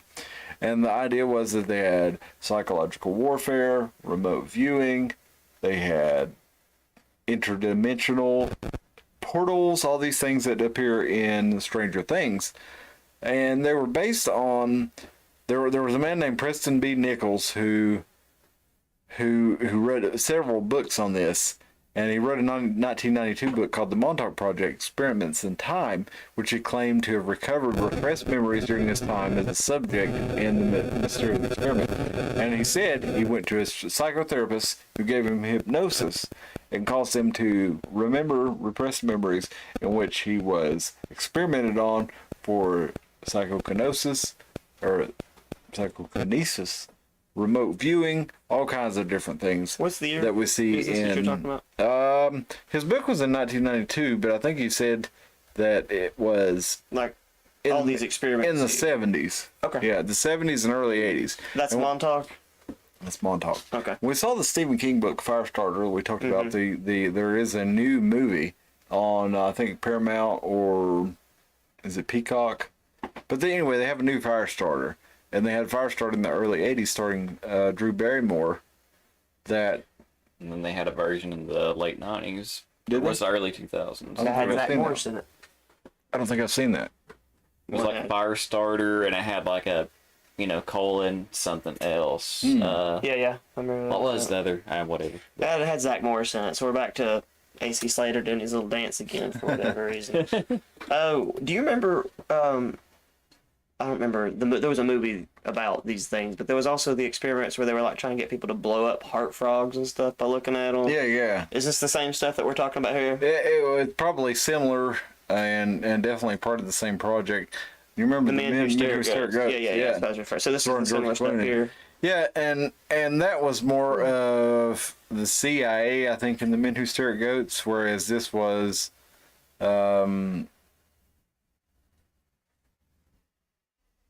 I don't know if it was, I think it was the Air Force in the Philadelphia experiment and Montauk project. But there's the idea of the Montauk monster. Sean says there's a weird semi-abandoned military complex in Montauk right by the ocean. Camp Hero, lots of buildings. Yes, Camp Hero, that's one we're about to get into. Oh, we get to see Camp Camp Hero. Hero. Yeah, I'm going to show you a map of Camp Hero here.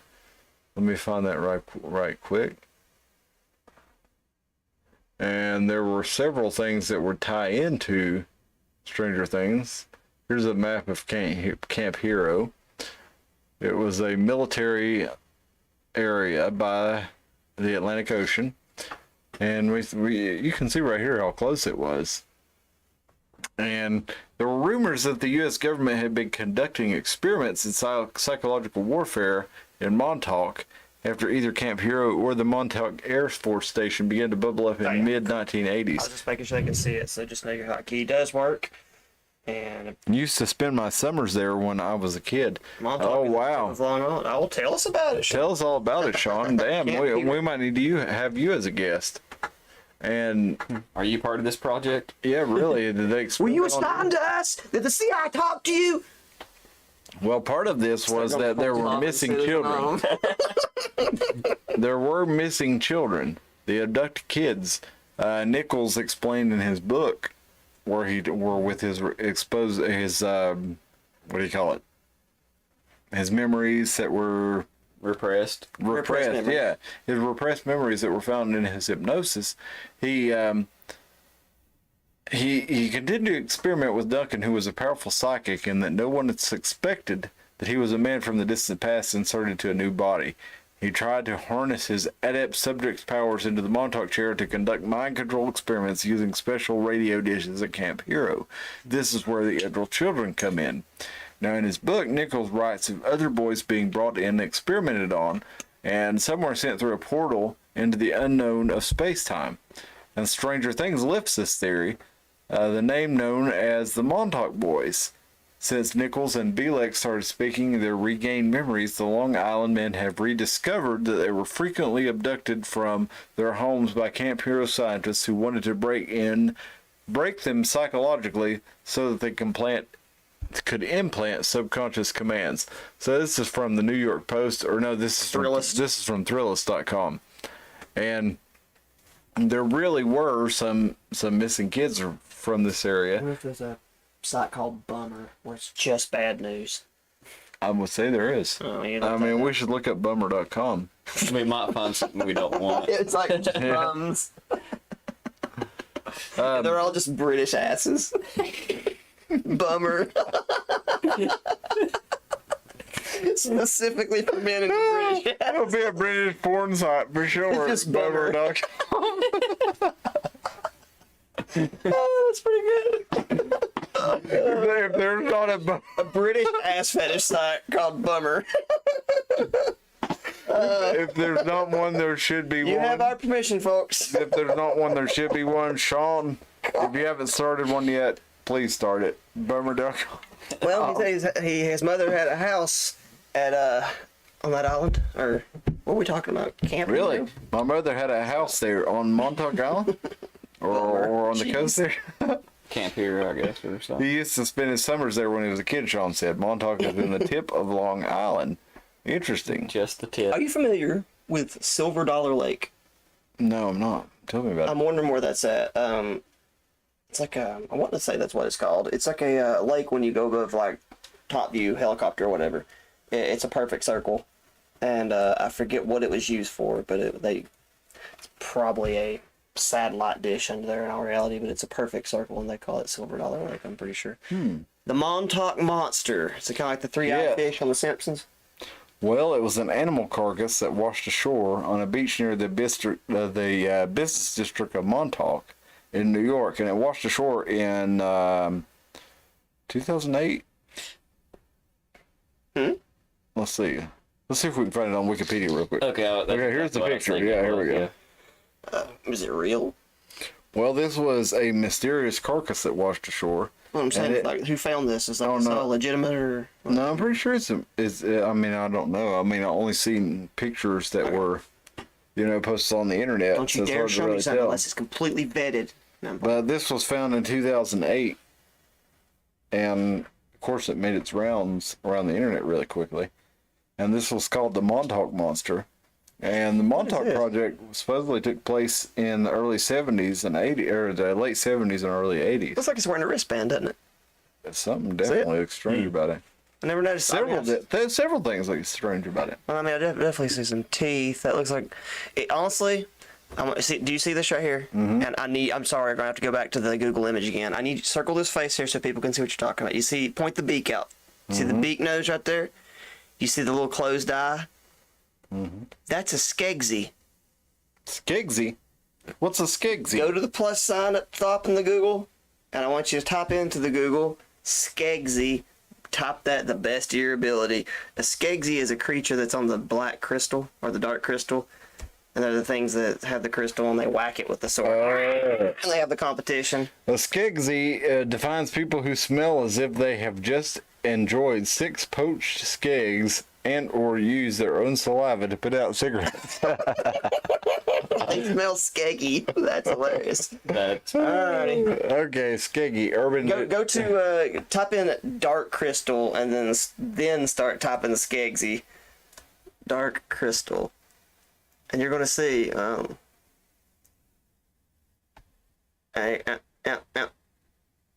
after skegsy. There you go. Skeksis.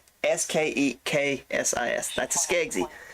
I didn't know they had like a little bird ass, but they were wearing robes, to be fair. Yeah, they look birdy to me. Wait till it shows it. You'll see what I'm saying. It says add blend in 3 seconds. It might not end. It doesn't want us to see the skegsy. They do look bird-like, for sure. You mother effers. Well, It said ad would end, but then it didn't give us the it gave you a second ad. You know why? Bastards. There you go. That's not what I'm talking about. This little, there you go. That's a skegsy right there with the sword. So basically the Montauk project either was raising skegsies or somebody threw a skegsy costume out there on top of like the ass end of a dead pig, maybe. I don't know. Continue You with think that's what it was? I don't know. I just think or that we've actually found the way to break into that reality for that the Dark Crystal actually took place in. and that's associated with the Montauk project. Yes. Well, it's a part of my theory. If I really ever decided to go full crazy on all this stuff, I would go, which is kind of like a Chris Chan thing. He just picked really weird stuff to be obsessed with. I would consider all TV shows to be real, and we're just watching what had already had. Yeah, Truman Show was a reality that we watched about our own reality. That was We saw it before that it was actually happening, right? Because No, it's already happened. I mean, and they're just showing it to us. I'm saying the Truman Show came out what, like 2001, something like that. Yeah. And it's pretty much all our realities have become the Truman Show right now. I mean, we're tracked and traced. We're Well, I'm recorded suggesting on that the video Dark Crystal everywhere we go. happened too. Oh, okay. That's what I'm suggesting. That we Gotcha. didn't watch a movie when you watched the Dark Crystal happened. That the Avengers happened somewhere else on another planet. I don't know. Well, this article from the Sun.com. Fraggle Rock happened. This article from the Sun.com says, in the wake of the book's release, numerous others came forward to corroborate Nicholas's rather outlandish claims. So, And Nicholas was the one that was claiming that he was abducted. yes, he was abducted and taking part in the Montauk I got you. project, where he was He was subjected to lots of different experiments to decide whether he could remote view, whether he could read people's mind, whether he could do remote assassinations, like we see in Stranger Things. Experiment on somebody and make them remote view? Like, I mean, I've not ever remote viewed, but I did read a book about it, and it says it requires a lot of training and extreme concentration to make it work. So I just don't know how you could make somebody remote view. Well, if you watch Stranger Things, you probably have a pretty good idea because they kept everybody in.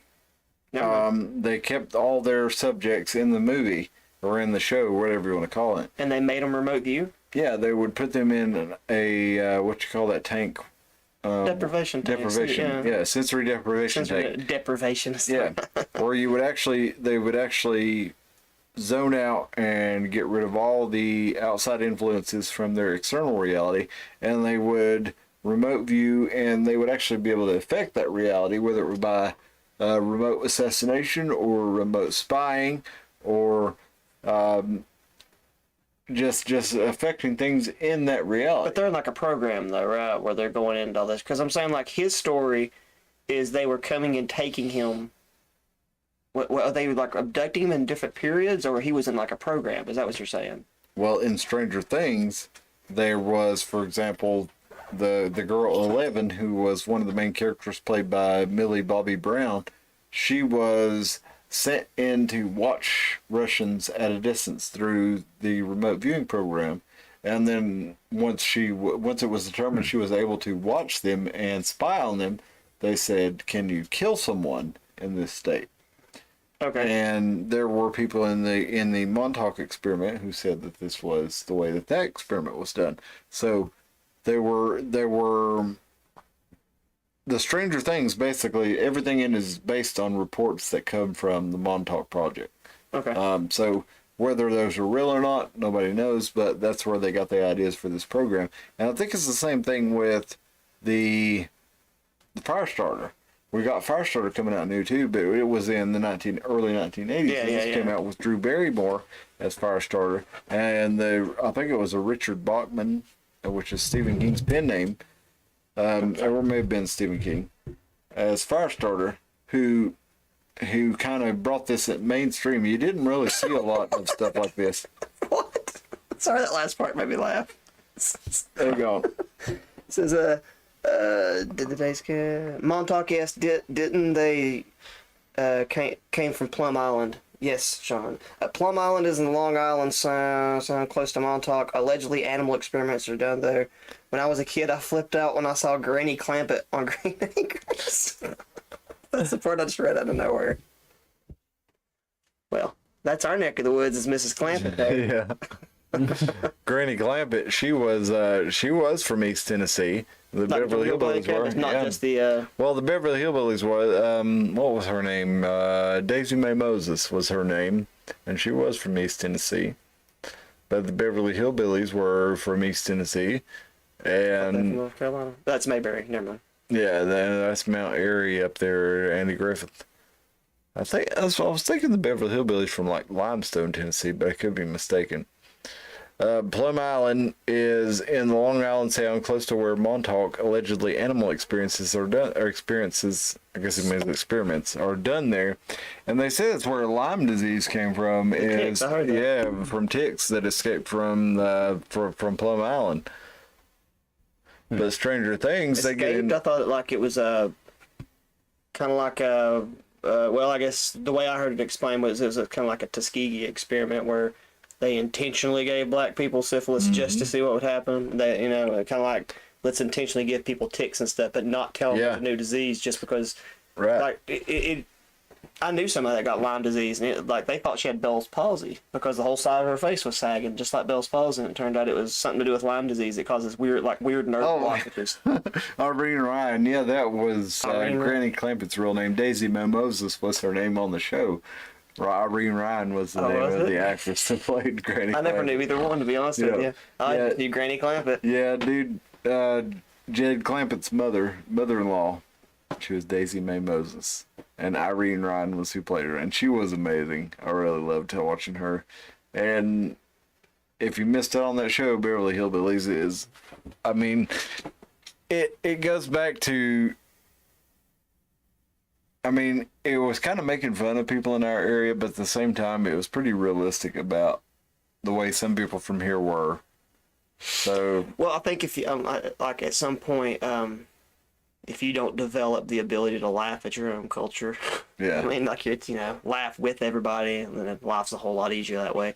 I like the Beverly Hillbillies quite a bit. I think it pokes fun at hillbillies, but it doesn't in a way that still makes you like the characters. Yeah, it's not mean. So if you still like the characters in the end, I think it's an okay show. Yeah, I think so too. But back to the abducted kids in the Montauk Project.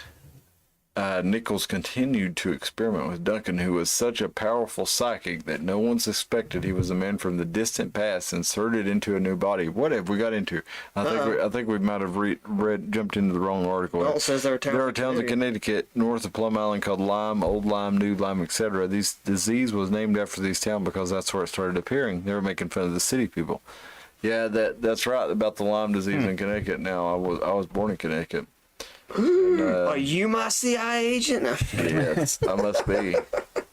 It's a deep point. Now tell me that's not a Skeggsy in the face though. Baby Skeggsy. Looks like a So that's a hillbilly accent. How can you say looks like a Skeggsy half without- reptilian chupacabra. Okay. Or a bird chupacabra. Flipping the middle finger. It must be from Carter County. You darn right. But Stranger Things we see things like the sensory deprivation chamber. We see remote viewing. We see remote assassinations. We see people being able to use their psychic powers to affect things in their own reality and a reality across the world. And I don't want to go into season They ever 4. reference Edgar Casey? No, I don't think so. And not in Stranger Things. Okay. That's Now- just the remote viewing aspect of it that I was thinking of. Now, another Stranger Things that have happened is the Philadelphia experiment.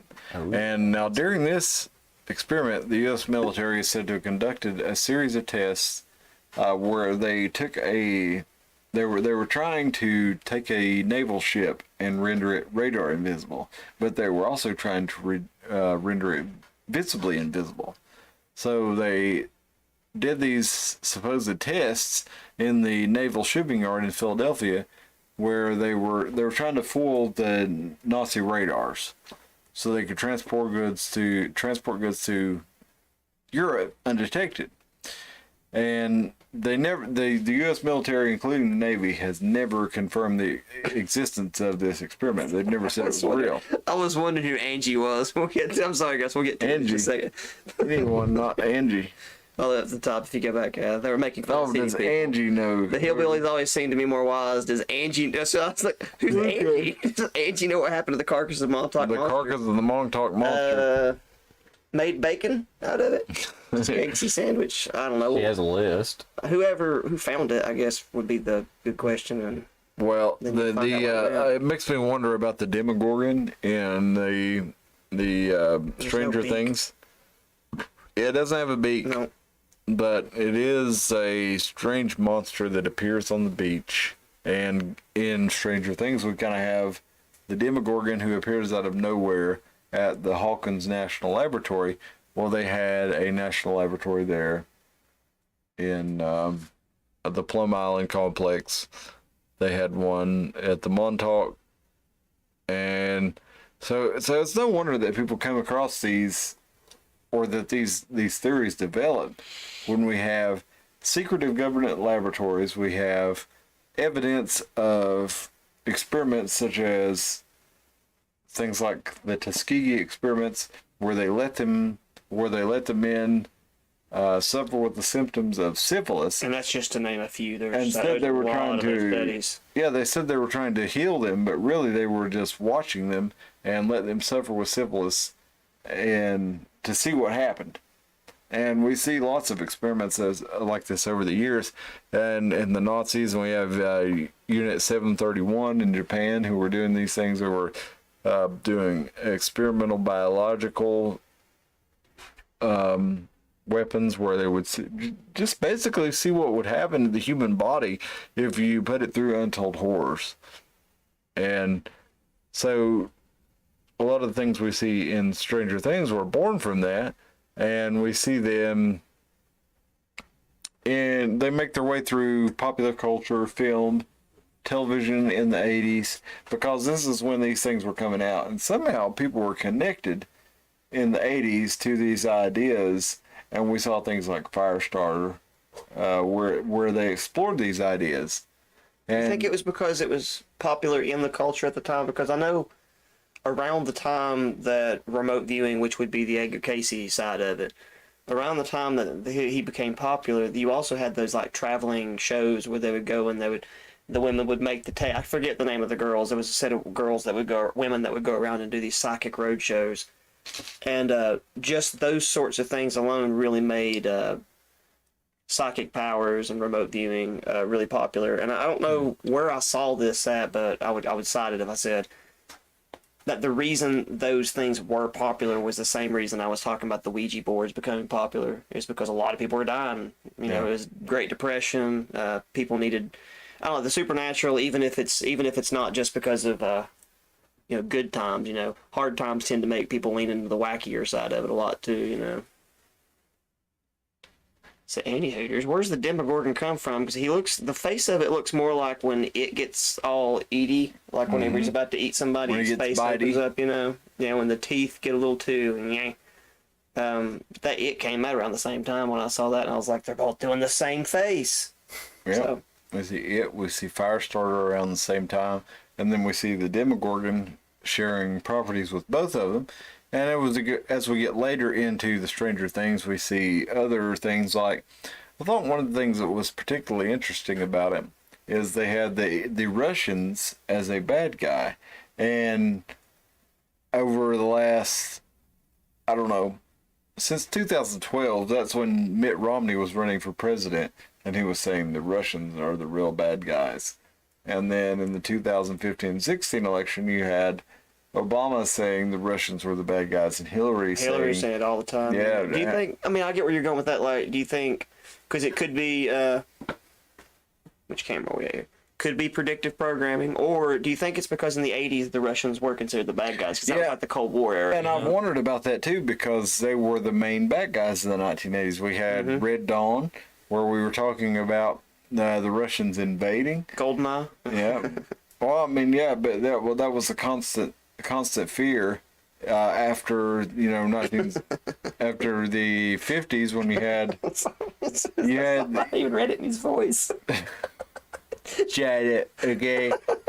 China. If everybody's out there watching, we gotta look out for China. Have you seen the meme with Morgan Sprinkle where it has like it's really intelligent thing at the bottom? It says titty sprinkles. I said, that's right. I just made you say titty sprinkles in Morgan Freeman's voice. That's like certain words when people read them now, they make you read them in certain people's voice, and there's no way you can't read that in Trump's voice. I thought that's funny. China. It starts with a shy and ends with a nya, okay? But do you think Cold War, I guess this is just me expanding on what you're just already talking about, like, it was Cold War era Russia that was already the bad guy, so it makes sense that they would be the main bad guy in the 80s. Mm-hmm. But weren't the Russians doing similar experiments as the U.S. back then? Like, weren't they doing? Well, we were all kind of working on the same things, and that was one of the reasons that the United States felt compelled to. They had like a Putin Guggen over there going, you know. That's the best one I could come up with. Somebody with graphic art abilities could make Putin's head do the thing like the Demogorgon. I'd like to see it. I mean, you go all the way back to World War II. The creatures in the... Well, World War II, they were doing. How much of it in World War II was like? How much of that we're doing now is just what they were already doing in World War II, though? I guess a lot of it. There. Yeah, a lot of it. Aside from rockets. Well, but with Stranger Things, we're looking at the psychic, if you will, connection between people and the underlying reality, that there's an energetic construct that connects us all, and that we can interact with that, or that certain people can interact with that based on their metaphysical connection to it. So some people have the ability to interact with the physical world psychically or metaphysically, or however you want to say it. And 11, one of the characters on Stranger Things, was able to do this. But there were actually reports of the U.S. government and the Soviet government both trying to tap into this, people who have this ability, and use it against one another.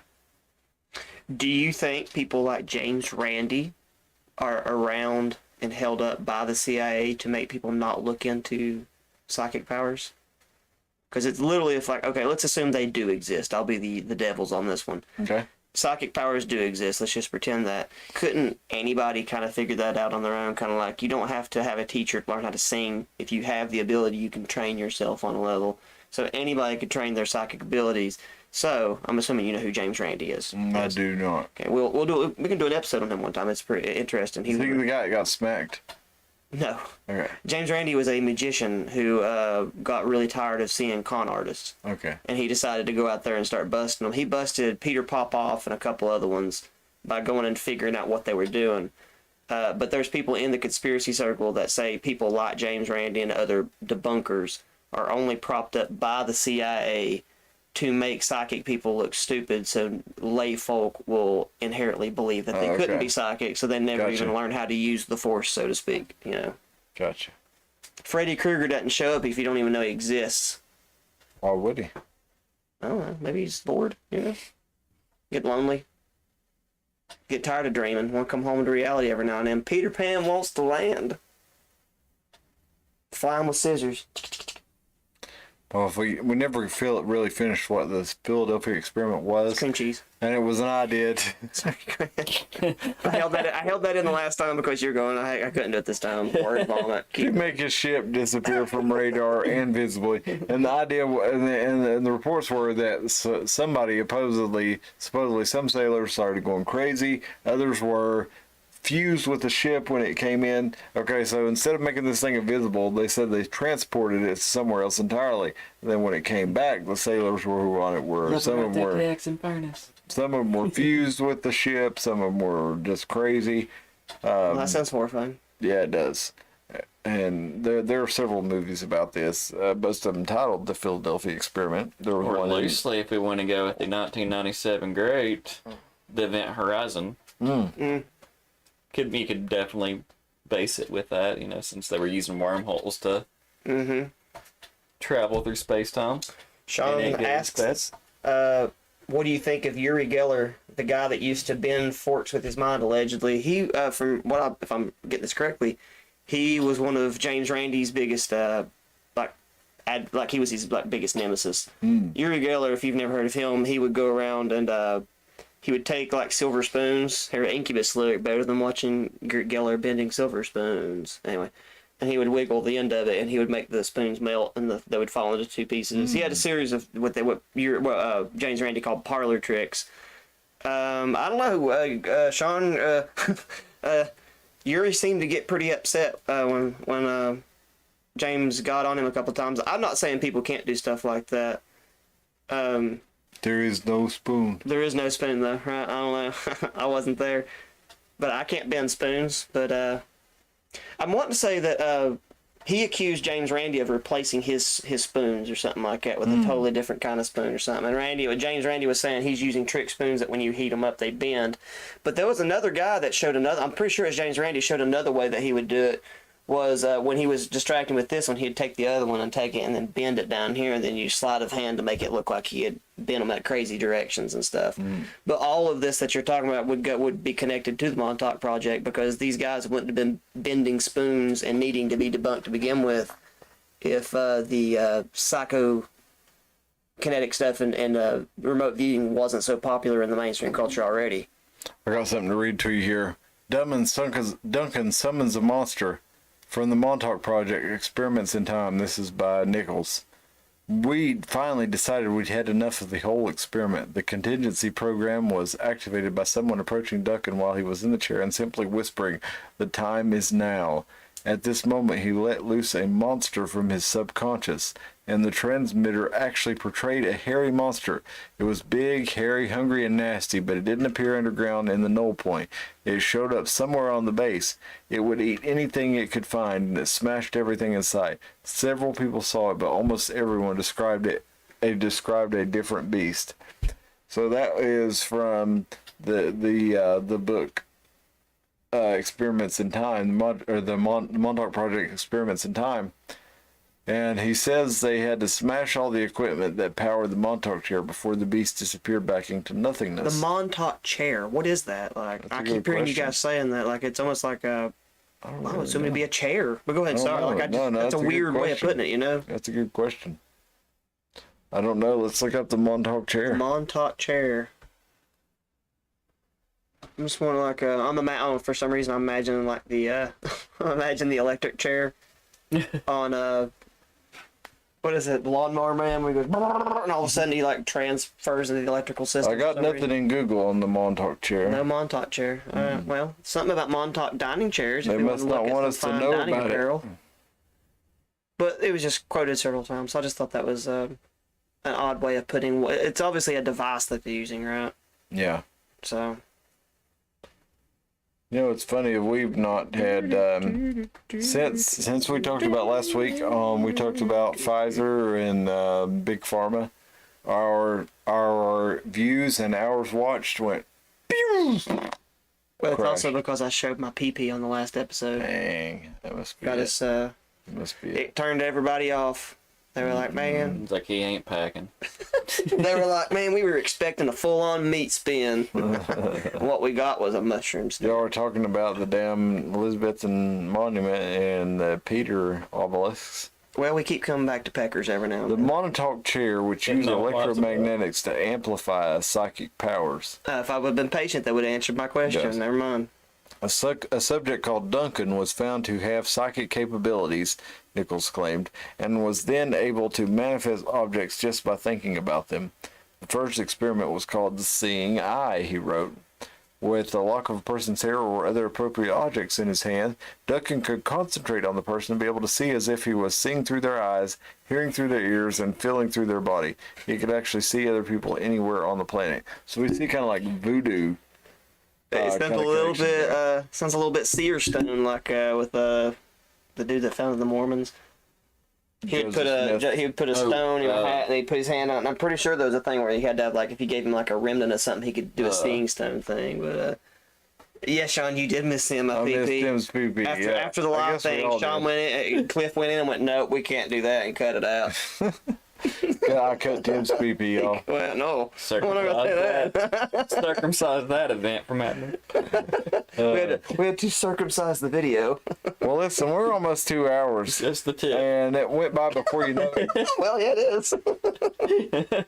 It reminds me of Mel Brooks. What movie is that? Or he's talking about The airplane? I don't know. I'm just guessing. Probably several where he's talking about circumcising. But man, we're almost 2 hours. So I think we better get off here. We're good then. But listen, Montauk Project is very interesting. If you look up Montauk Project, you'll find all kinds of stuff, especially if you look up Montauk Project and Stranger Things. You can go even farther into some of the things that connect Stranger Things. Before we go, I got to ask, what is the Upside Down according to the Montauk Project? Is that just something they stuck in there? I don't think it's really related to the Montauk Project other than that it was a parallel universe. And the idea was that, some things were connected, and that using, like in the Philadelphia experiment where they traveled the ship from one place to another, that maybe it went through a place like the Upside Down on its way to existing. That's kind of like the Langoliers. Did you ever watch that? Read, watch, whatever. Because like they kind of went through a pocket, but they're supposed to. They never came out the other side. And the idea is because there was another plane or something that went through it briefly, and they lost only a couple people or something like that. Is that sort of the same thing? Because in the Langoliers, it's like a pocket in time or something. I think it's similar, yeah. Okay. Is the Upside Down going away? Because I guess in the Langoliers, it's more like they got left behind. And I think it's just a reflection. Like in the Langoliers, it was like the place that was left in time. Like yeah. In Langoliers, and the cleanup crew was coming through, essentially. Yeah, there was, after everything happened, the physical place in which it existed disappeared, and there were these monsters that came through and ate it up and made it go away. Where I think the Upside Down is more of it may be similar to that, but I think it's just basically an inverse of the physical reality in which it happened. I'm going to take Sean's theory here and go and mix it with what we talked about. Down. Like mix that with CERN. And maybe that's when we got here. We're just like the Rastafarians. They say we're in hell. Well, I kind of believe that. It's a little bit more believable. I mean, And the Bible says hell's separation from God. So maybe you could see that we would be. could be a little bit of a pessimistic view, though. I mean, like, if you really, I don't know, we get ready to go into like a real religious rant. If I start talking about what is chaos on one level is perfect balance on another, just because you're suffering doesn't mean the whole world might be better off with you suffering. Yeah. That's a very Buddhist tenet. Yeah. So it's a hard one to adapt. Interesting. But, very hard one to adopt, rather. Yeah. Maybe the whole world was better for somebody like Eleven in Stranger Things suffering, but it's like, is it worth everybody else doing well for somebody suffering so badly? Is it worth? I don't know. Let me throw out just a number. Is it worth 150 million rats dying for a new drug? Is it worth human experimentation to make cancer never exist? There's a lot of weird ethical questions we could really get into that a hillbilly probably shouldn't answer, but we could probably get the opinion of Granny Clampett, and she could probably answer it pretty darn tootin' well. What do you think she would say? We're in the upside down. Sean says, I worked at family court for a short while. Old lady told me there is no hell. We are in it right now. Yep. One could argue that. But I could see that. there's a lot of perspectives on it, and we'd love to hear yours. But I think we're going to finish it up for tonight just because we're running low. We're going to finish it up. I'm going to say it's Angel almost Beats. midnight. Maybe we're in what Angel Beats is. Angel Beats was an anime where it's more like Purgatory, where it's like, but I'll leave it at that. I'll tell you off camera because I'll have to give you the whole thing. But there's an anime called Angel Beats. It's about 13 episodes long. Y'all can look it up. It's actually a decent way. It's kind of like a decent analogy for you move on. It's kind of like what the whole world is trying to tell you to do. Well, hey, we want to thank you for joining us. If you're new to the channel, like and share and subscribe if you're still with us. Send this out to people that you think might enjoy this conversation. We'd appreciate them being a part of it with us. And hopefully the ETA on the stickers and stuff. The ETA, oh yeah, we do have some stickers coming. All I have to do is go pick them up. So we have some stickers. If you would like a sticker, just message us at the Iron Mountain Hour at gmail.com. I'll tell you how to get one of those. And soon we'll have some t-shirts and we'll have some other stuff coming too. But right now we have stickers. Just message me at the Iron Mountain Hour at gmail.com if you'd like to find out how to get those. We appreciate you joining us. We're going to go ahead and jump off tonight unless anybody has anything else to say. I do not. Go off. All right. We are out of here. We want to thank you again and share this around with people you think it might enjoy it.